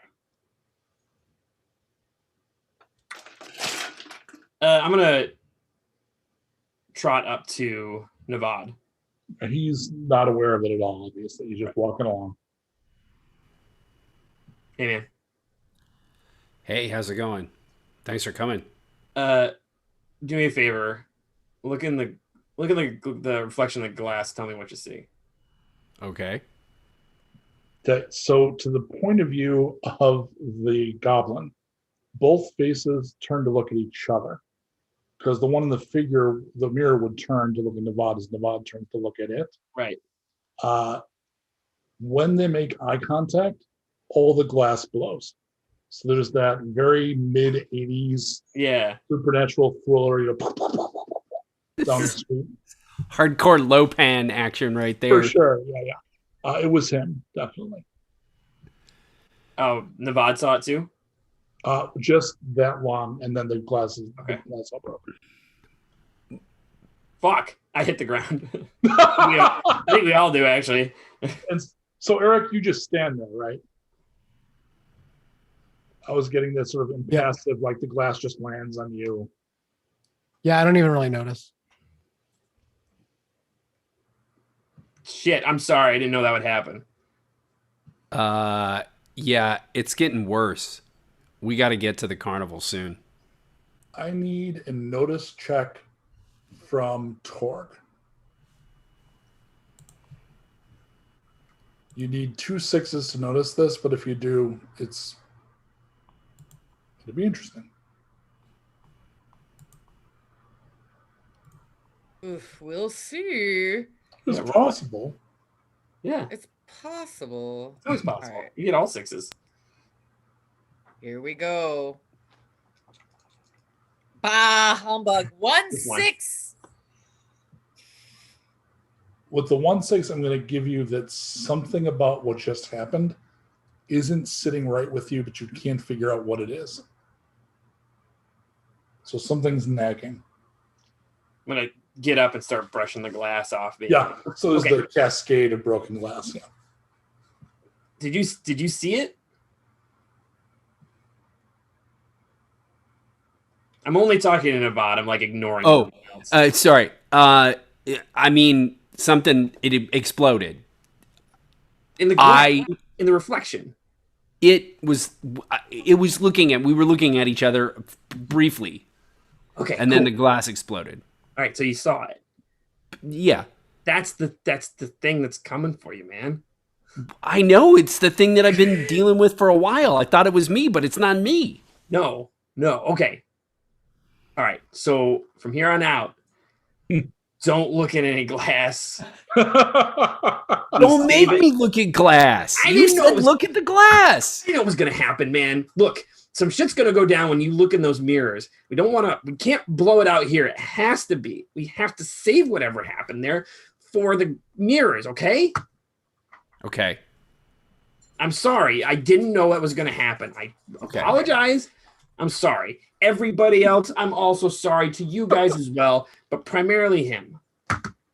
So Barrett, Yeah. you know, Scout Pilgrim Yes. get the points flying over your the +4 social. Yeah, but not very. I don't think it was. I'm starting at -5, so yeah. You got a while to go. As Eric's walking around at this point, is he just inaccessible and not really paying attention, or is he hyper vigilant? No, he's not paying attention, but for Erik, that means like in a pinch, he just pull the gun and shoot. You know what I mean? Like there's no joy or finesse. But he's trained to be aware, so he's naturally aware. But it's more awareness than notice, to be gross and use game terms. Yes. Okay. All right. So towards the end of that first day, so normally I would have Erik make this roll. Not Dean, so it would be, we're going to go back to Torg with this, because I think the mages are busy with their mage stuffs. Go ahead and give me a notice check, Torg.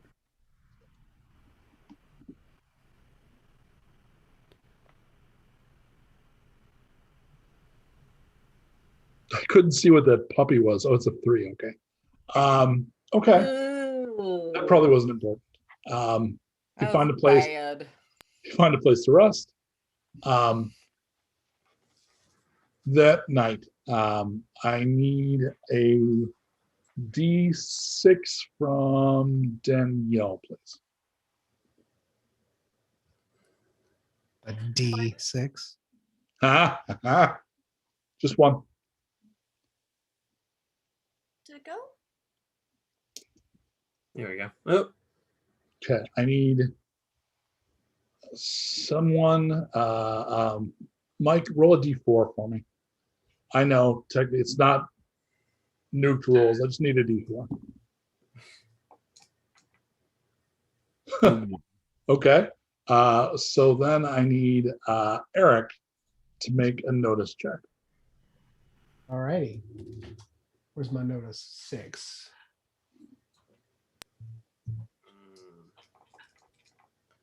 Ooh, there you go. nice. So you see that Dee has gone off on her own, and she's playing around with one of her gadgets or the gun or something, but she's being a little secretive about it. Okay. Just kind of take note of not give a shit. I mean, I take note, but Yeah. Okay. I'm not really into anybody else's drama right now. No. Yeah. And it's just a couple of minutes. She's fucking around with something, goes back to her bedroll. All right. Next day. I need a D6 from Barrett, please. All right. Oops. No, bad roll. I don't know. I don't know if it's a bad roll. I just rolled a 1. This could have just been for random. So I need, this seems like something Erik would notice. Let me get a notice check from Erik. Okay. You're kind of skirting a highway by side roads because it's really broken where you are. And you see some blood smears on the street as though recently killed bodies were dragged. Hold up. Torg. You see this? Erik? And you look, and yeah, there was a bunch of people killed here, or whatever's killed, and dragged into that building. This would have been done last night because it's dry, it's gone brown, but it's not gone. Looks like maybe 10 hours. Almost like if there was gunfire, you would have had a chance to hear it last night and the perception roll was fit. If anybody's perception rolls had landed correctly. Yeah. But do you check the building? Yeah. Okay, there are 8 dead scavengers. All of them have been shot right in the head, and they've just been stacked. They've even still got some scavenged goods on them, so they've not been robbed. Like they're scavengers. So they have bags full of like pie mix and springs and shit like that. They were just basically executed and then gotten out of the way. Well, we should take their stuff. Oh, well, Torg say that's an obvious, but but Torg want to know if anyone else find the ritualistic piling and center head shooting to be. Torg can't believe Torg saying this in current world Torg and family live in, but extra disturbing. Is this not worrisome to anyone other than Torg? I guess I'm not quite seeing the ritualistic part. Just seems like catch people, shoot them in the head, throw them in a building. It does kind of look like an out of the way stack, just like get them out of littering the street. Ritual would have been like put them in a circle, put their blood on the ground. You know, we all know it. We know what a ritual is. It's a bunch of triangles. Oh wait, Torg thought when it was being described that it was like a pillar of bodies. Oh no. You watch Hannibal too much. That would have been very strange.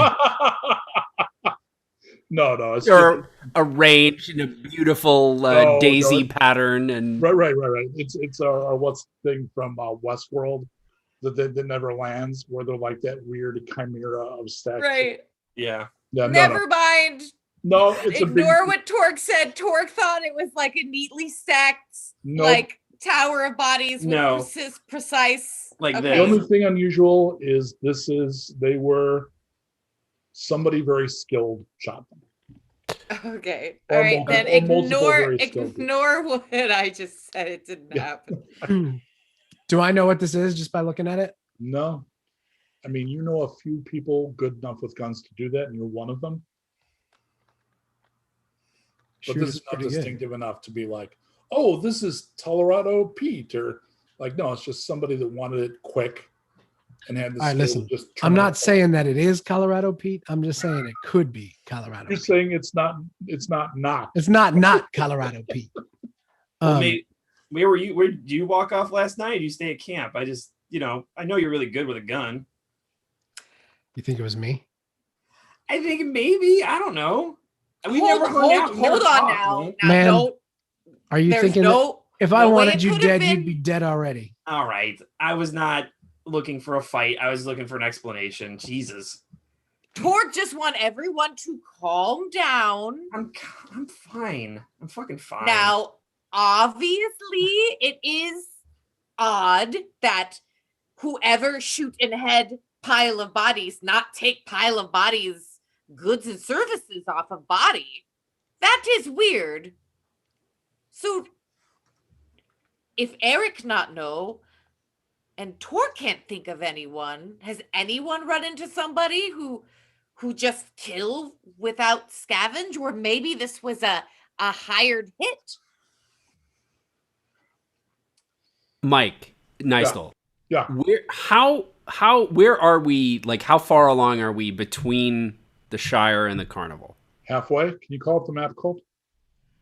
So this is like a little kind of frontage road strip mall kind of thing.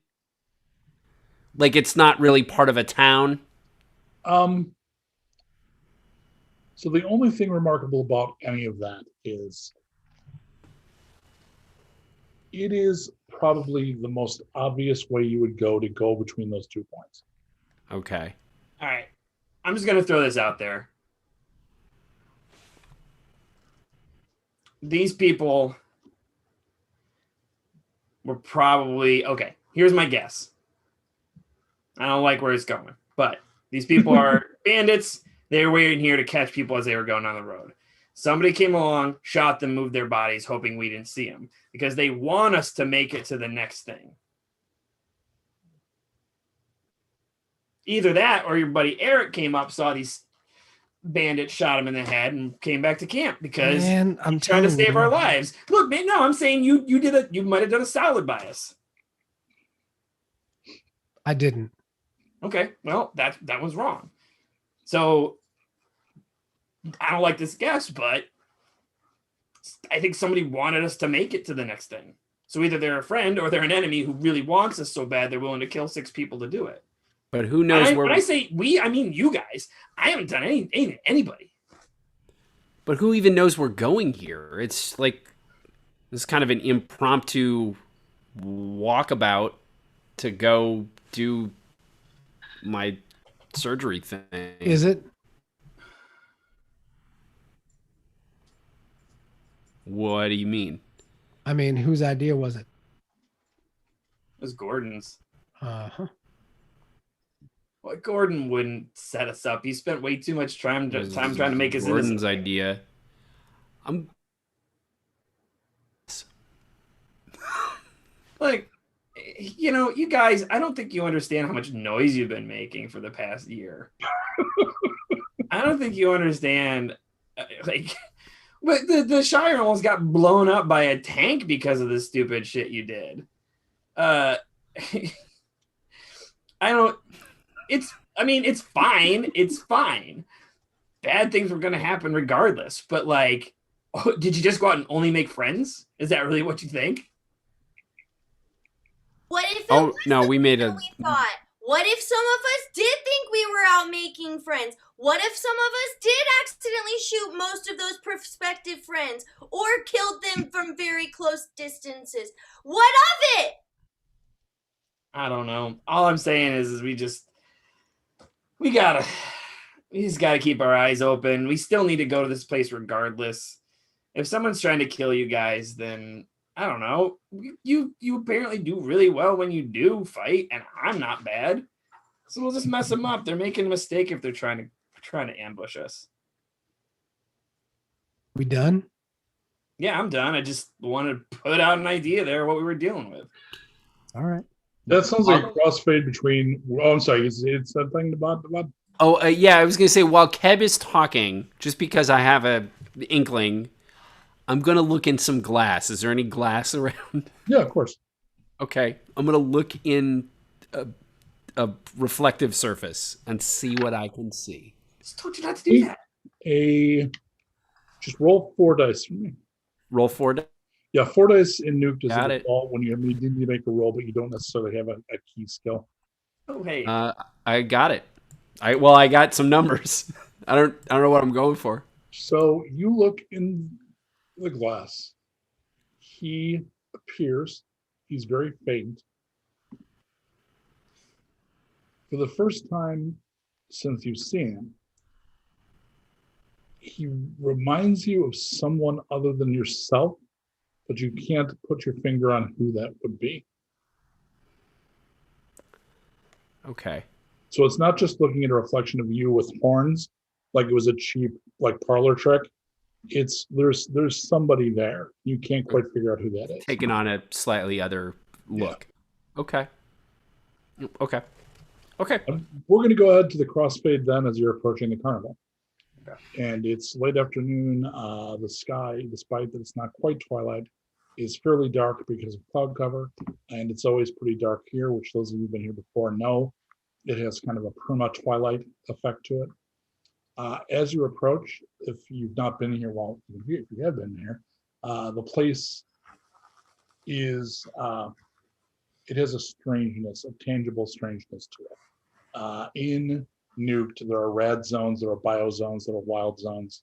This is a magically afflicted zone. So there are areas that have magical properties to them.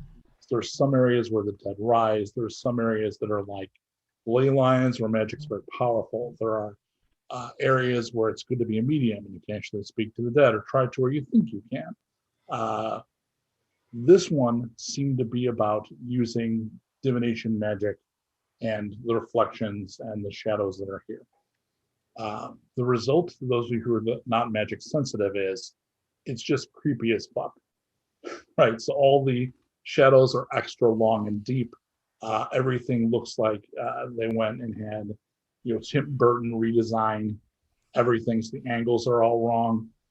And you approach, and weirdly, one of the first things you see is the churro booth. So everything else aside, you could actually get churro replacement parts salvaged from the churro booth.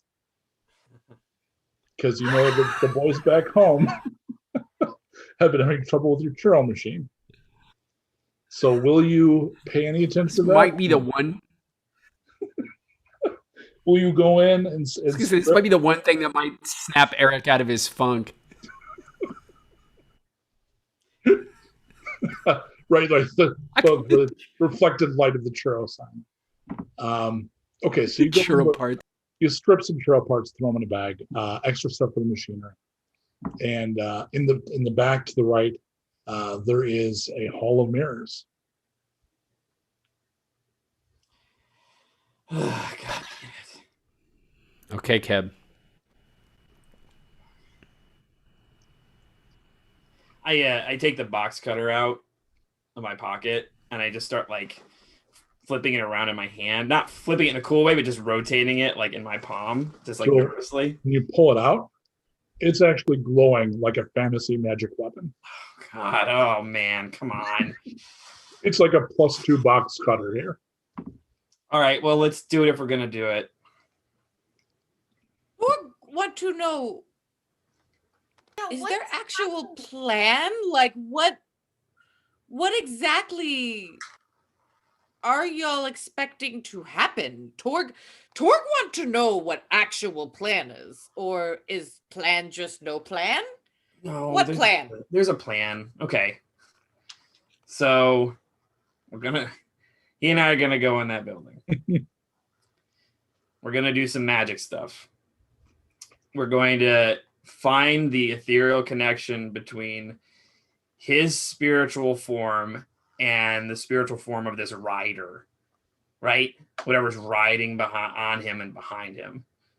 And I'm going to use this box cutter. Just pretend it's Excalibur, if you know what that is.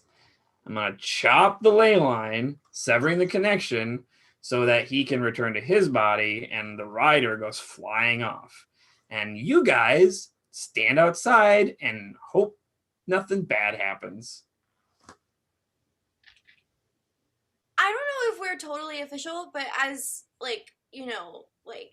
as crush numero uno on Navad here, I would rather be present. I would rather assist, support.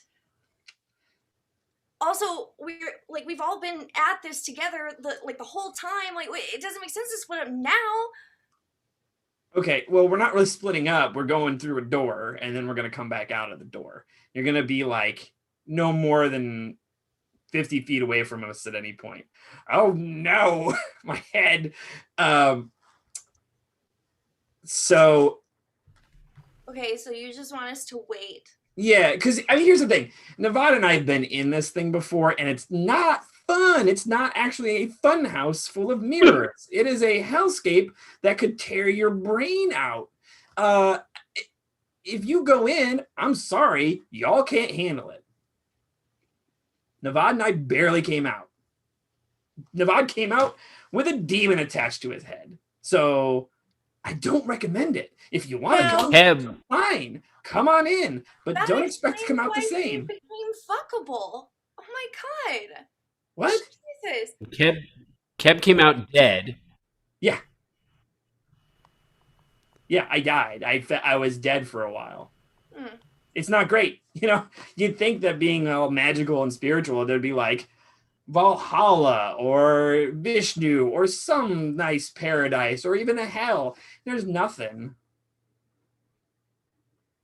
So Torg just want to say Torg have no problem with waiting outside. Torg not want to enter hellscape of mind. But Torg want to know how you know your plan will work if this is all uncharted. Torg Nevada's no idea. magic. Torg just worried. Oh, Explain Torg. it to them, please. We don't know if it's going to work.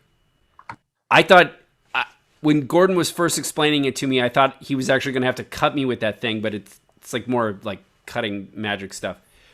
Tell you what. But if you're cutting magic, your magic could get severed too. Well, Say that your what magic is gonna get cut.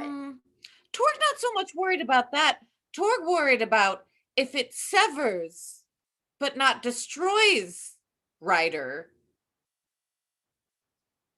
Where Ryder go? Would Ryder then be untethered and then more dangerous? Is it better plan for Navad to murder Ryder while Ryder inside Navad, like psychically somehow? The greatest magician that we know said this is the way to do it. Did that great magician say what would happen to Ryder after Ryder was untethered? No, but my guess is that when we cut it, it goes flying off into the ether, which is a different dimension. And the only way it's going to reattach to somebody is if they go into this fucking building. Torg Maybe Ed feels burn it like down lots to the of end of the plan. uncertainties in this plan. Torg, Well, there aren't any. Kid. Navad.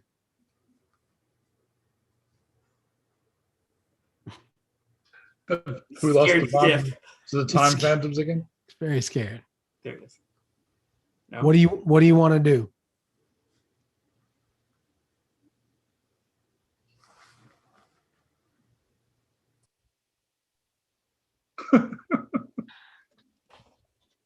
Torg just wanted to throw out second option here. Torg just thinking off of Torg cuff. You know, Torg trusts Navad, but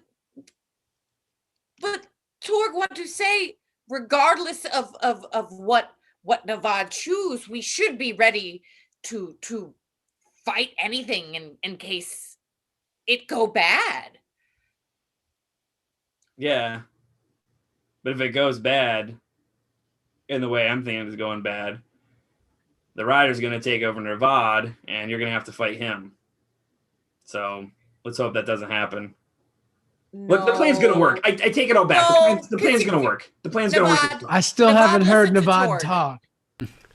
Navad, Yeah, I've been doing a lot of thinking. I'm forced by problems, but look, I gotta know. So I think we gotta cut him off. And if it's a fight, it's a fight. And if it's a lie, it's a lie. But I gotta know what he really is. Hey, if it turns out that it's not you that comes out of there, we're going to have to deal with that.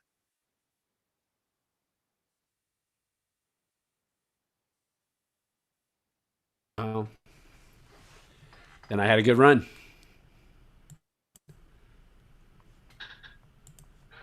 All right.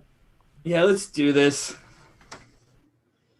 Okay, so Nevada and Cab are going to enter the Hall of Mirrors. I need Cab. Let's start with a willpower check from you, please. All right, willpower. That's a From 6. both of us or for Keb? Just one at a time. Okay. That's enough. And Partial. well, it's narratively appropriate, right? Like it being, you have to force yourself to go in. Yep. And Nevada. Yeah, no problem. Got it. Okay, so the two of them enter the Hall of Mirrors, leaving the other three of you standing watch, standing guard. Okay. Who's got the best sense? Who's the number of dice for sense of the three of you, not the mages? Okay. I have 3. Yeah, I 2. like 2. Yeah. Okay, so Erik, give me a sense test. Sorry. Partial sense. Nice. You feel. So this to me would feel like a lot of Stephen King books, right? Like the characters in King books feel kind of a sick wrongness about places. You find yourself looking over and over again the direction of the not the Ferris wheel. What's the thing with the Carousel? animals? The carousel. And it's only in the third time you realize the reason you keep looking is there's no animals.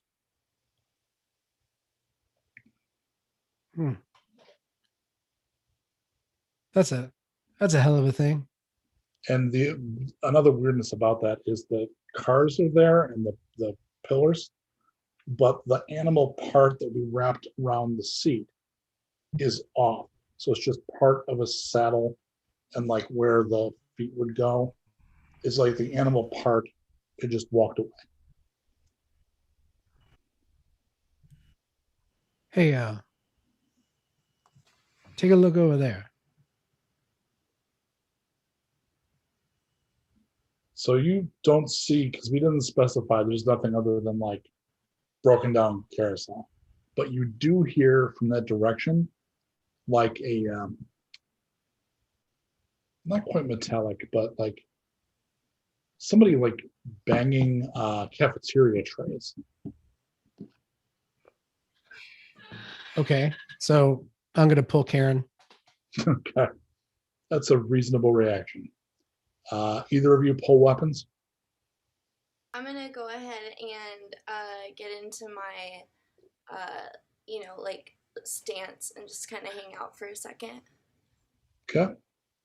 And Torg's just gonna have the big cement basher just ready to swing if necessary. Around the corner comes a small crowd of animated carousel figures that have come off the carousels and have come to life. And they all move wrong because they're four-legged, so the legs bend back. So they move kind of lurching like that. And they move like they're in slow motion, but you're not. So they've got that like horror, they're moving faster than physically it seems that they're traversing space. The only thing on them other than the physical bodies that's moving is the eyes are moving.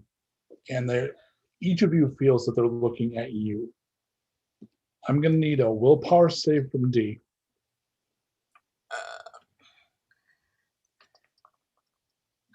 I am willpower. Okay. Erik, willpower save, please.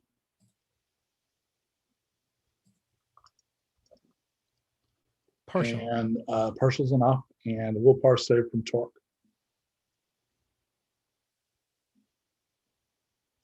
This is save against being transfixed by supernatural horror. And you make it. So none of you is transfixed by supernatural horror. Would Eric's response to something like this be to shoot it? Yes, stupidly, because it's made of metal, but yes, 100%. Well, fortunately, they're not actually metal, which is why the weird sound. Like they have a metal base, and they're mostly fiberglass. Okay. And so they're like these weird shells almost. So go ahead and do you want to use your double shot? I do, as a matter of fact. Okie dokie. Ooh. Wow. Okay. So that's a big ball of nothing. I am horrifically drunk, and I have been for days. I think so being there's part of that. horrifically drunk and a little freaked out is completely appropriate. So he just starts shooting without Eric's normal precision, right? This is like Uncle Erik on hunting at the cabin, as opposed to being the dead cold mercenary. So that's a little disturbing, at least probably for those of you who know him. Range weapons. Dee, do you want to stay martial arts, or you're going to pull your pistol? How far are they away? They are at close. I'm gonna go ahead and brawl melee since they're close. Well, close, you'd still have to run up to them, and then you'd be in. Oh, I need to wait for another thing. So then I'll do the. You could close with. You could close with them. Are you sure? Okay. I'm checking something.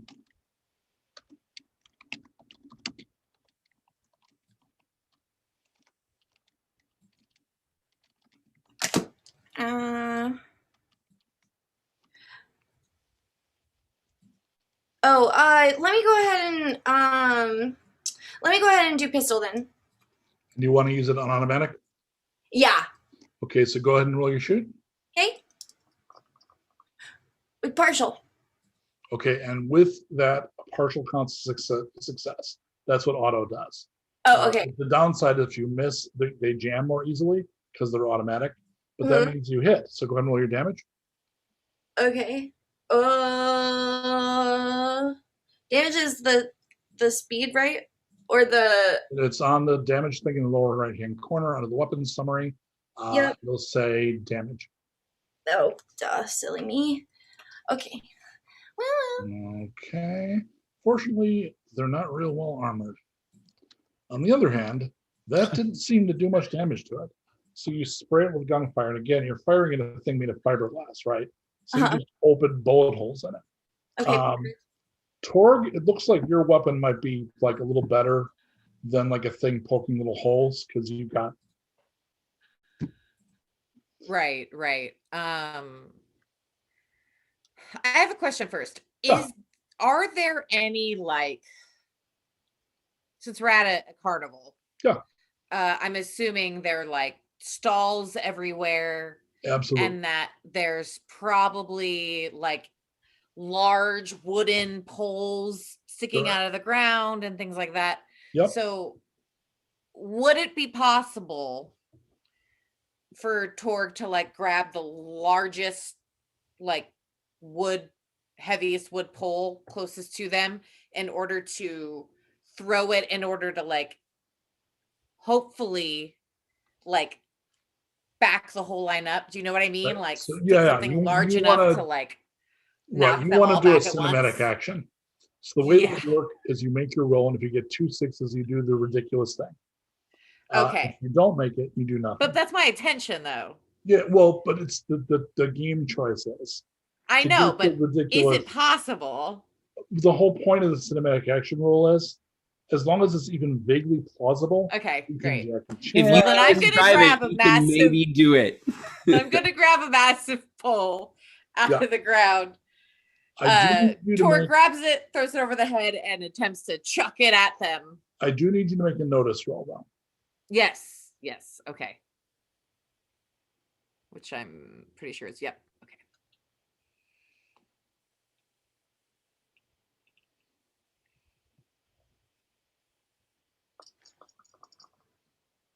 Woohoo! Got 2. Woohoo! As you're pulling up the pole, you notice that the ticket booth has been recently repaired. There's just, as you're looking for something to pick up, you notice like ticket booth right over there. It's been repaired. So go ahead and make your hurl throw. And you got to roll this. We're again looking for more than 1 6 here. Okay. Oh, wrong tab. Sorry. I'm getting there. It is okay. All right, let's see what happens. Ah! That's real close. I'm going to so get you. close. I'm going to get you. That's going to drive him back a bit and limit the number that's going to be able to come in on you. But before that happens, we're going to cut to inside the mirrors. So the two of you are working the mirror maze. I need a willpower check just from Nevada.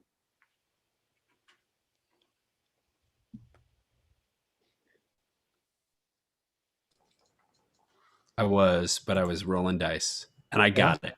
Yeah. And now I need from Keb willpower to not look at anything but Nevada. All right. That's fine. Okay. No, like, that's not a hard dictum. So I think a partial is fine. So you're Okay. literally, as it walks in, you probably walk. Yeah, look at his back. So you are just going to find a mirror and look to make contact, Nevada? Yeah, I mean, I think so. Although I think part of me is telling me it might need to be a specific mirror. So I'm gonna kind of Make a Ooh. sense test. Remember, you get the bonus for magic. Yep. Okay. Sense. It's one of the things. 5d6. Yep. Okay. Hold on. Here we go. Got it. Oh, hella got it. Yeah. Number one, you can feel the mirror that was the first time that you were here. Like it's that way. Okay. The second thing is you begin to hear chanting. Okay. Roll 4 dice for me. Okay. Where are we going, man? Where are we going? Just hold on. Just hold on.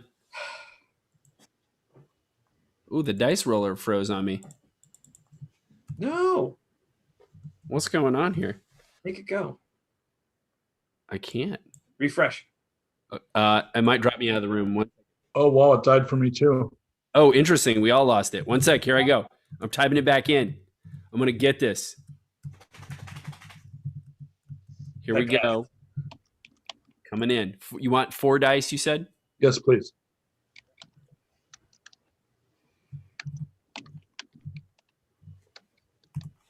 Hey. Got a partial.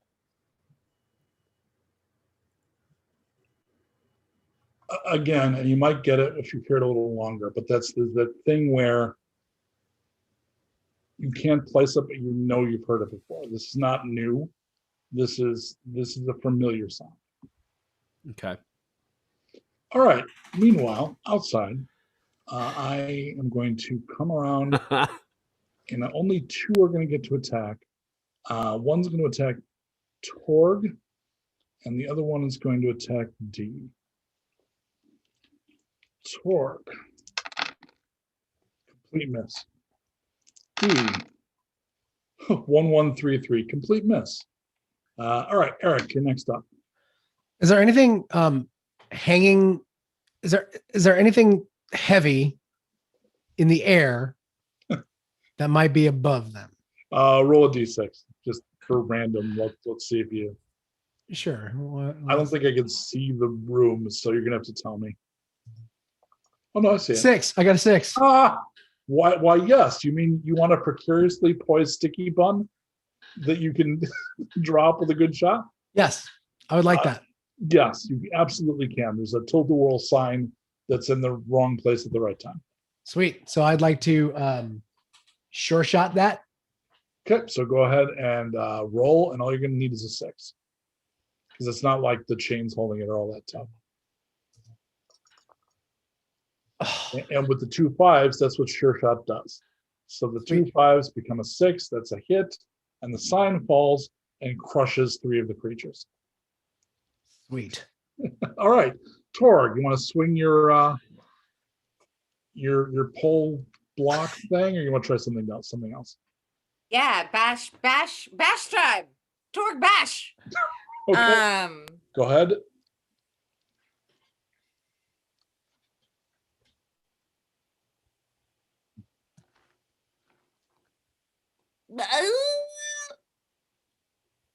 Partial.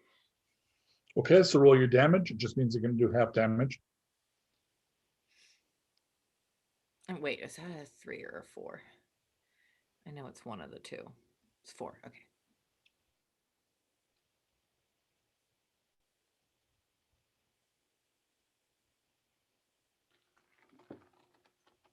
Ooh. And that's going to be against that. That's going to be not much. All right, so you hit it a bit. I'm going to step in a tiny bit here, D. Give me a stealth check, will you? Yeah, absolutely. Perfect.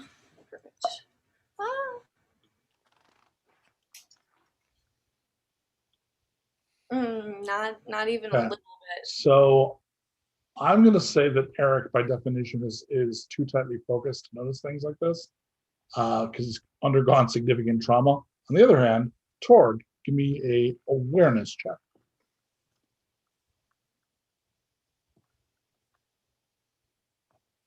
Oh. Awareness is better than I remember.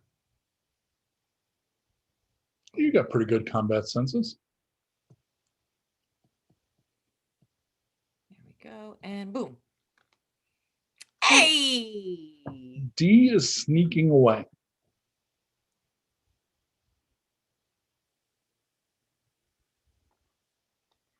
So Torg sees D sneaking. Mm-hmm. And so can Torg do like a hey over here, dummy, and like try to like throw things at them to make sure that they're staying focused on me and Erik and not D, or Oh, you want to draw focus from her? yeah. You definitely can. Okay. You're also carrying a big clangy thing, so you could be like, ah. Like, Well, that's so within- exactly what Torg starts doing, is just like anything that's within Torg's view that can be hit with Perfect. the basher, they just start with that fucking like distraction, D, no problem. wrecking shit. You do the do. Inside the mirror maze, you get to the mirror you're looking for. I'm going to need another 4-die check from Nevada, please.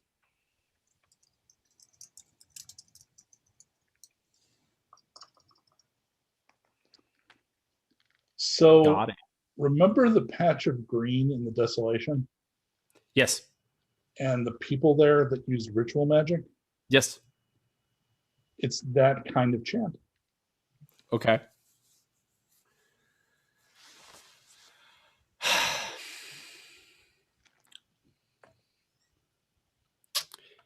Hey, Keb.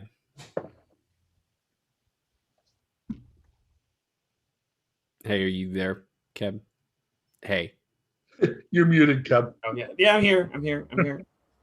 Hey, Sorry. What? look. Okay, I thought that thing was me. But now I think I know what it might be. Which is this like life force ritual dude force thing that I had a tussle with out in the desolation once before. And maybe we fought it. It took over my dick for a while. It like attached. Anyway, it's more information you need to know. Like it attached itself to my dick. What? Take it over. Anyway. Okay. Wow, your adventures. So this thing is bad news. Yeah. Just be ready. Man, It's bad news. Just be ready. I can't be more ready. So you stare into the mirror? Yeah, let's do it. Willpower check. Okay. He's helping, so you only need a partial.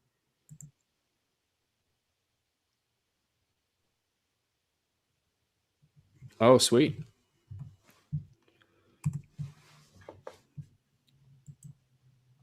Okay. So Got it all. an image forms in the mirror. Keb, the image in the mirror is a satyr. So it resembles Nevada a little. but is bearded, has goat horns, has hooves, and it steps out of the mirror and smiles at Navad. There is a cord between the two of them attached at their chest. Ah! I jump forward with the blade and attempt to cut the cord. And Navad, you definitely realize who this looks like now. Yeah, it's that jerk. This is Diorden, the one they called Father. Diorden, that's right. That's his name. Yeah, cut it. I was making a joke about this being a bris, but it's a bris. And meanwhile, outside, Erik and Torg take out the rest of the animated figures. They're crushed on the ground in front of you. That was weird. Torg have a dream like this before, but it ended very differently. There is no sign of D. Hey, where's the kid? She was sneaking off to do attack of sneak. But D? And on the inside, I'm going to need a willpower roll from Keb to drive the knife through the cord. Yeah. There's your 6. Navad, you feel the seed that you've carried since Diorden left it in you when you processed the knot of his magic through you that's been gestating in you for about 9 months. Okay. Oh. It is severed and is pulled away by his Colt, which is currently casting a ritual spell to summon him. So he basically just waves, smiles that shitting smile of his, and vanishes. Oh. I did it. I I saved your life, you fucker. I did it. You didn't think I could, but I did. No, I didn't. Look, I didn't doubt that you could do it. Yes, you did. Everybody doubted me. And I just proved... Oh, sorry. I'm doing it again. You're welcome.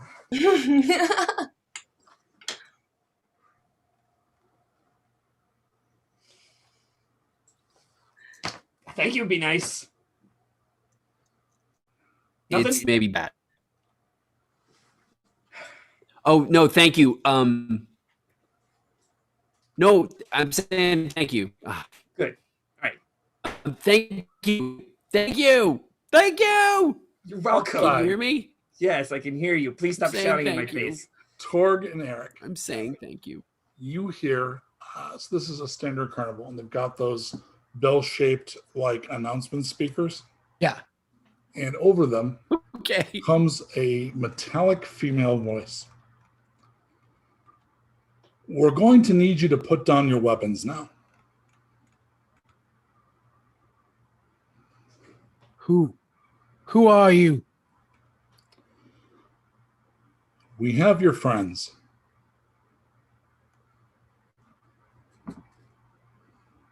What friends? Goldwater, Wynonna, D, and Oni. What? We Where? know about your itchy trigger finger, Erik. Put down the gun. I want proof.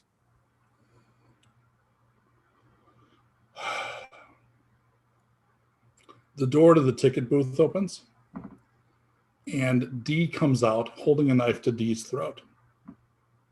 Wait, she comes out holding a knife to her own throat? Yep. No, there's 2 of them. Oh.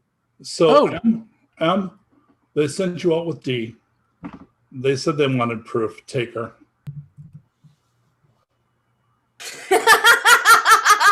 Stupid bitch. Oh my god. She is the dumbest thing I've ever seen. It was so easy to get in with you guys. Jesus Christ. Wow. It's like you don't even know her. But, oh well, you don't need to. Not for much longer anyway. And the voice says, there's the proof of one. I swear to you, we have the others. I look at Torg for a second to see whether or not their disposition is like, let's fight or let's flee. So I'm trying to check out Torg's attitude, I guess. Torg is perplexed. But Torg is also ready to fight because this is all very messed up. A naked woman whose flesh is chrome steps off from the ticket booth. Some of you know her. She used to work for the committee at the World Dome. Erik, you know Lady of Shiny Metal? No, I wasn't on that particular mission, I don't think. At this point, Neither was Torg. Navad emerges to give you the bad news. Navad and Keb emerge from the Hall of Mirrors. Look, Navad, there is Marie. Oh boy, what is happening? And 2Ds. And 2Ds. Wait. Whoa. One is exactly as more sexy as you were when you were nasty. Like in exactly the same way. Okay. Wait. Okay. It's like it's a Janet and a bad Janet. It looks like you have met another sister. Okay. If anyone who's watched this long doesn't know what the hell we're talking about, the character D is part of a series of clones, each bearing the name of the letter of the order of their birth. So D was designation D. The first version they met was B, who was the second one created.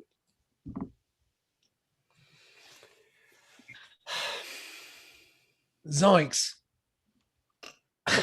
I'm calling myself Chroma now. It suits me, don't you think? Marie? Yes. You're calling yourself Chroma. We really need Erik to put down his weapon. Your friends have not been harmed. Grab Karen harder. Like really thinking about pulling a trigger. What friends? Who are you talking about? Who else? Goldwater, Winona, and Oni. Oh.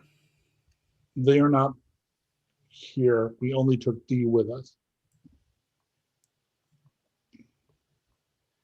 I'll explain once the weapons are down. Your goblin friend is I don't want to make a mistake. There's plenty of things here that I could get you with. There's also plenty of people you care about that are in tons of danger right now. You make a lot of assumptions about who I care about. What's your letter? F for fart? You jerk. Chroma glares at you. M. M. Give them a chance to mother not get shot. Look, I don't know what y'all are. All right, fine. I dropped the gun because somebody's got to advance the plot around here. Hey, look, I don't know what beef you have with them. I wasn't on these adventures or missions or whatever, so like, can I just go?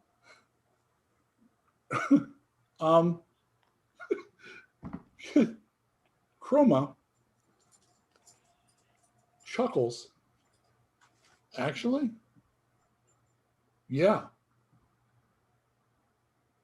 You're not on my list. Go. Okay. All right. Glad I could help, Navad. We did it. Cut the cord. Mission accomplished. Oh, you're the one. Thank you. We were waiting for that. What do you mean, thank you? Diordan. Diordan's a powerful ally. Whoa. Wait, are you saying that, like, I was tricked into doing this? My understanding is his cult was regrowing him inside your friend, and you just harvested him for us. That wasn't what I came here for. You really should leave, like now. Torg had very bad feeling about this. Torg had feeling untether was bad idea. Torg hate it when right sometimes. All right, you know what? I'm not leaving because nobody uses me. I'm in on whatever this is. So she addresses Torg. Torg, I don't think we've met. I certainly know of you, and my allies know of you. I need you to be more reasonable than I think Erik is going to be. We will kill your friends and destroy the Shire if you do not surrender to us. When you say surrender, Surrender. We're going to take you someplace else. Away from here. Torg want more information than that. Torg not one to just surrender. If you and your cronies know much about Torg, then you know it will not be so easy. Tell them to kill Oni. Oh, with pleasure, no problem. Slow or fast? I just think we need to make the point. They're fucking around. No problem. Shall I bring Oni out and do it in front of everyone? Oh no, radio. Go in the booth. We didn't bring Oh, him. fine. Okay, shiny lady. Torg hear you. Torg will go. We'll explain. I need you to watch Erik. Agreed? Torg can watch Erik. Torg not boss of Erik. But Torg watch Erik. We know Erik. Erik loses his temper. Erik is going to get your friends killed. Do you understand me? If Erik loses his temper, we have captives that will be killed.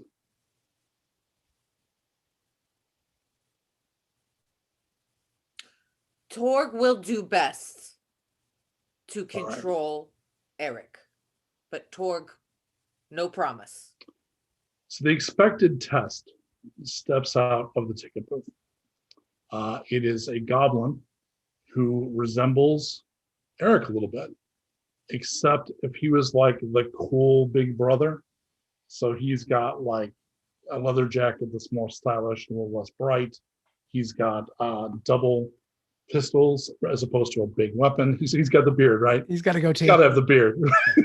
And the one thing that he doesn't have is he's not straightly cocky about, like, he kind of doesn't look at Erik. So there's something there that has changed. A couple of you have seen this guy before, and something has landed differently with this dude. So this is Eric's brother, Donnelly. So he comes out from the ticket booth? Yep. I immediately run at him. Okay. Does Torg do anything?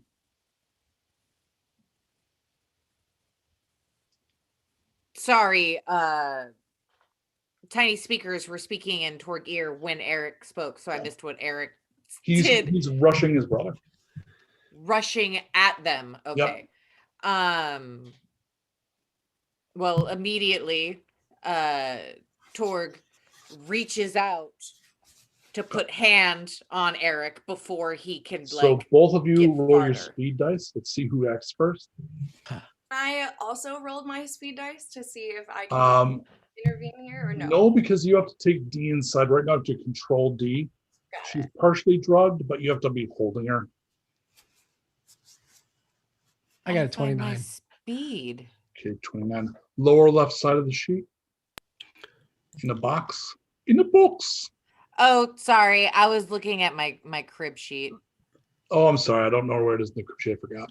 I can't find it on the script sheet. That's why I was like, Maybe where that could be my bad. I don't have the other one open. Give me a second. Oh, hold on. Shoot.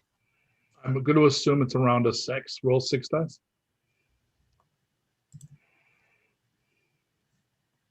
You got a high combat, no reasonable reflexes.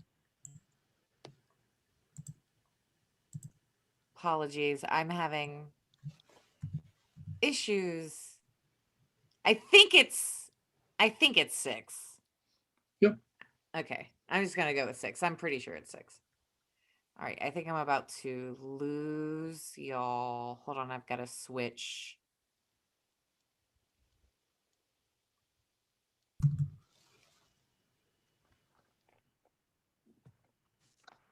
All right. Sorry, my I charged my Bluetooth thingies and they died. So, okay. Ooh. Now we're good. Okay, Apologies. so that Back in means action. Erik is definitely going to go first. So go ahead and roll brawl melee. Yep.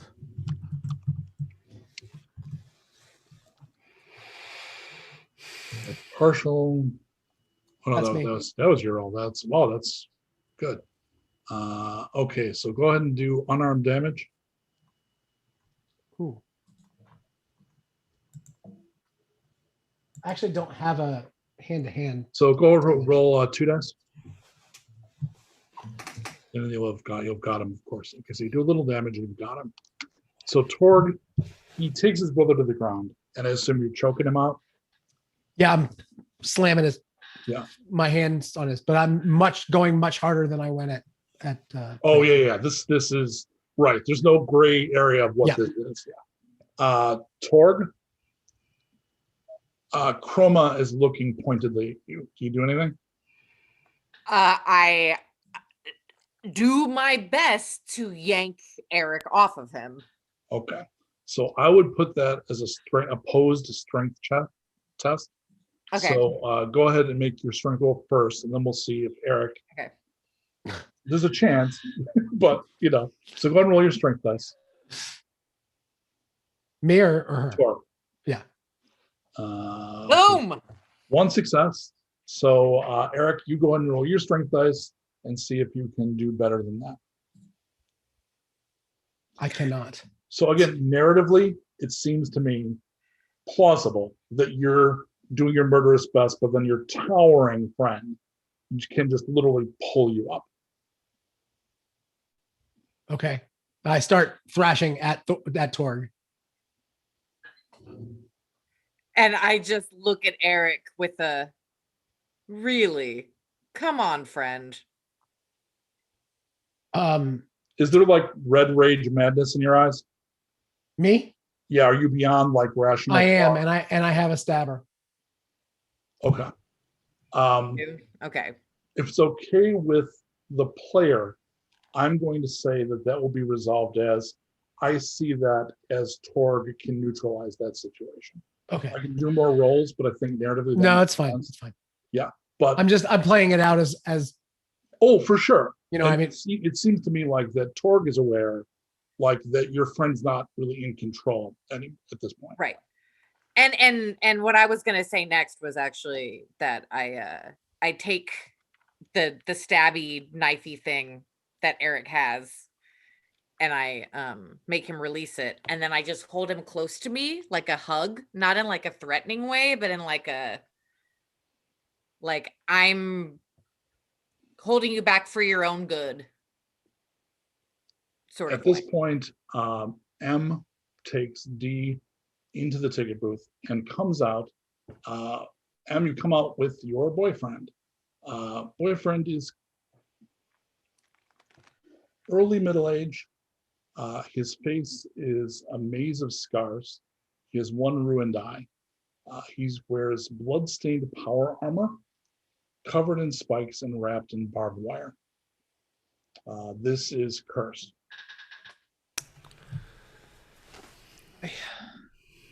When he speaks, he's got a little bit of a vocoder, probably because of more damage. You have caused all of us significant distress over the past year. Come with us. We'll spare your shire. It's outside my desired domain anyway. But we are removing you from the situation. And at this point, you hear the very loud sound of a VTOL coming in for a landing. M, dear, load them into the transport, will you? Of course, love. Absolutely. You heard him. It lands, the doors open, and the ramp comes down, and 3 black trench coat wearing vampires come to escort you onto the VTOL. And Oh, go ahead.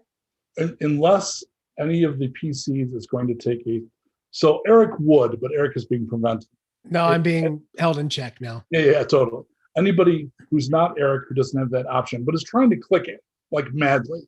But if anyone else is going to take some sort of suicidal last stand when faced with basically the Legion of Injustice, will you do that, or will you be escorted?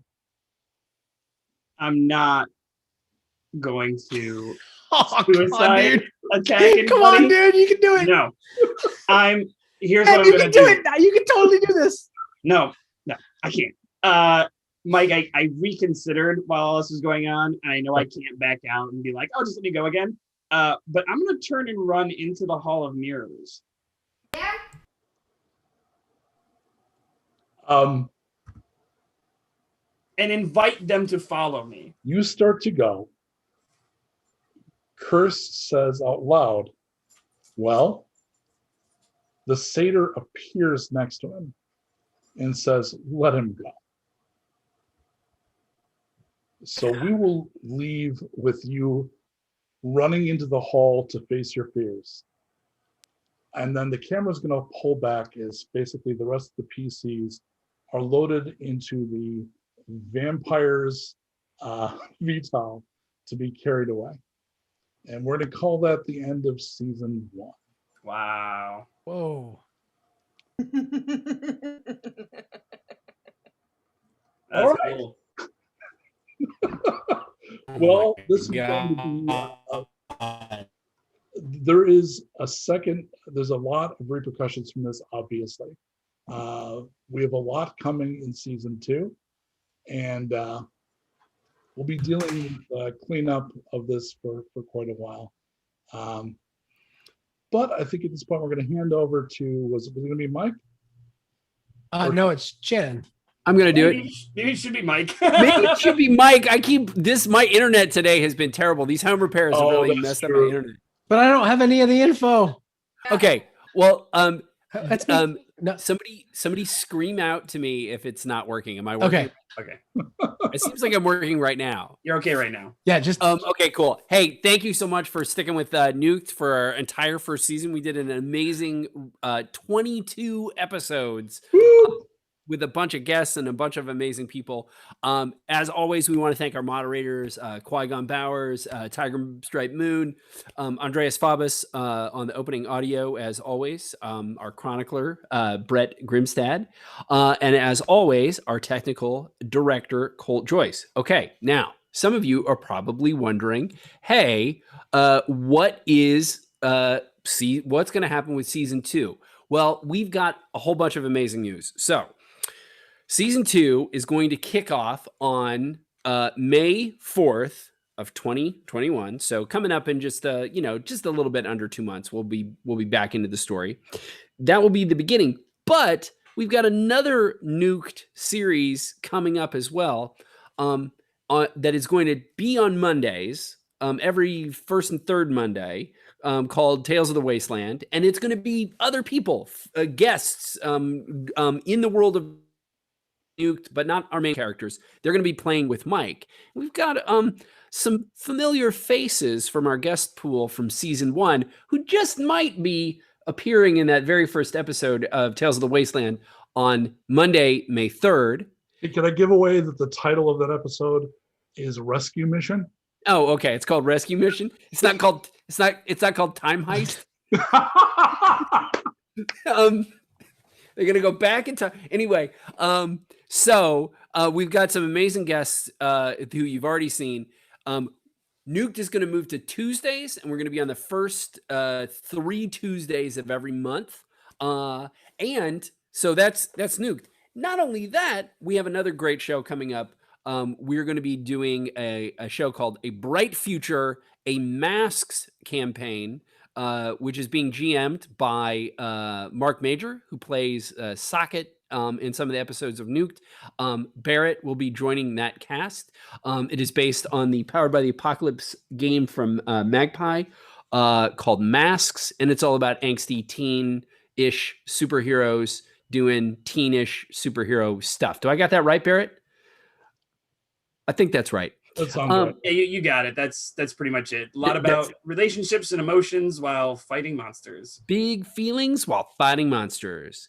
And so that is kicking off this week on Wednesday. We have a hard-ass trivia coming up this Thursday. So we've got tons and tons of stuff. Stay tuned to our channel, 819 on Twitch. Follow us on the socials. I'm really looking forward to see what's going to happen with we have to fight this League of Injustice that Mike has cooked up for us, all of the arch enemies that we made over season 1. So please hang around and tune in, and until then I will see you in the wasteland.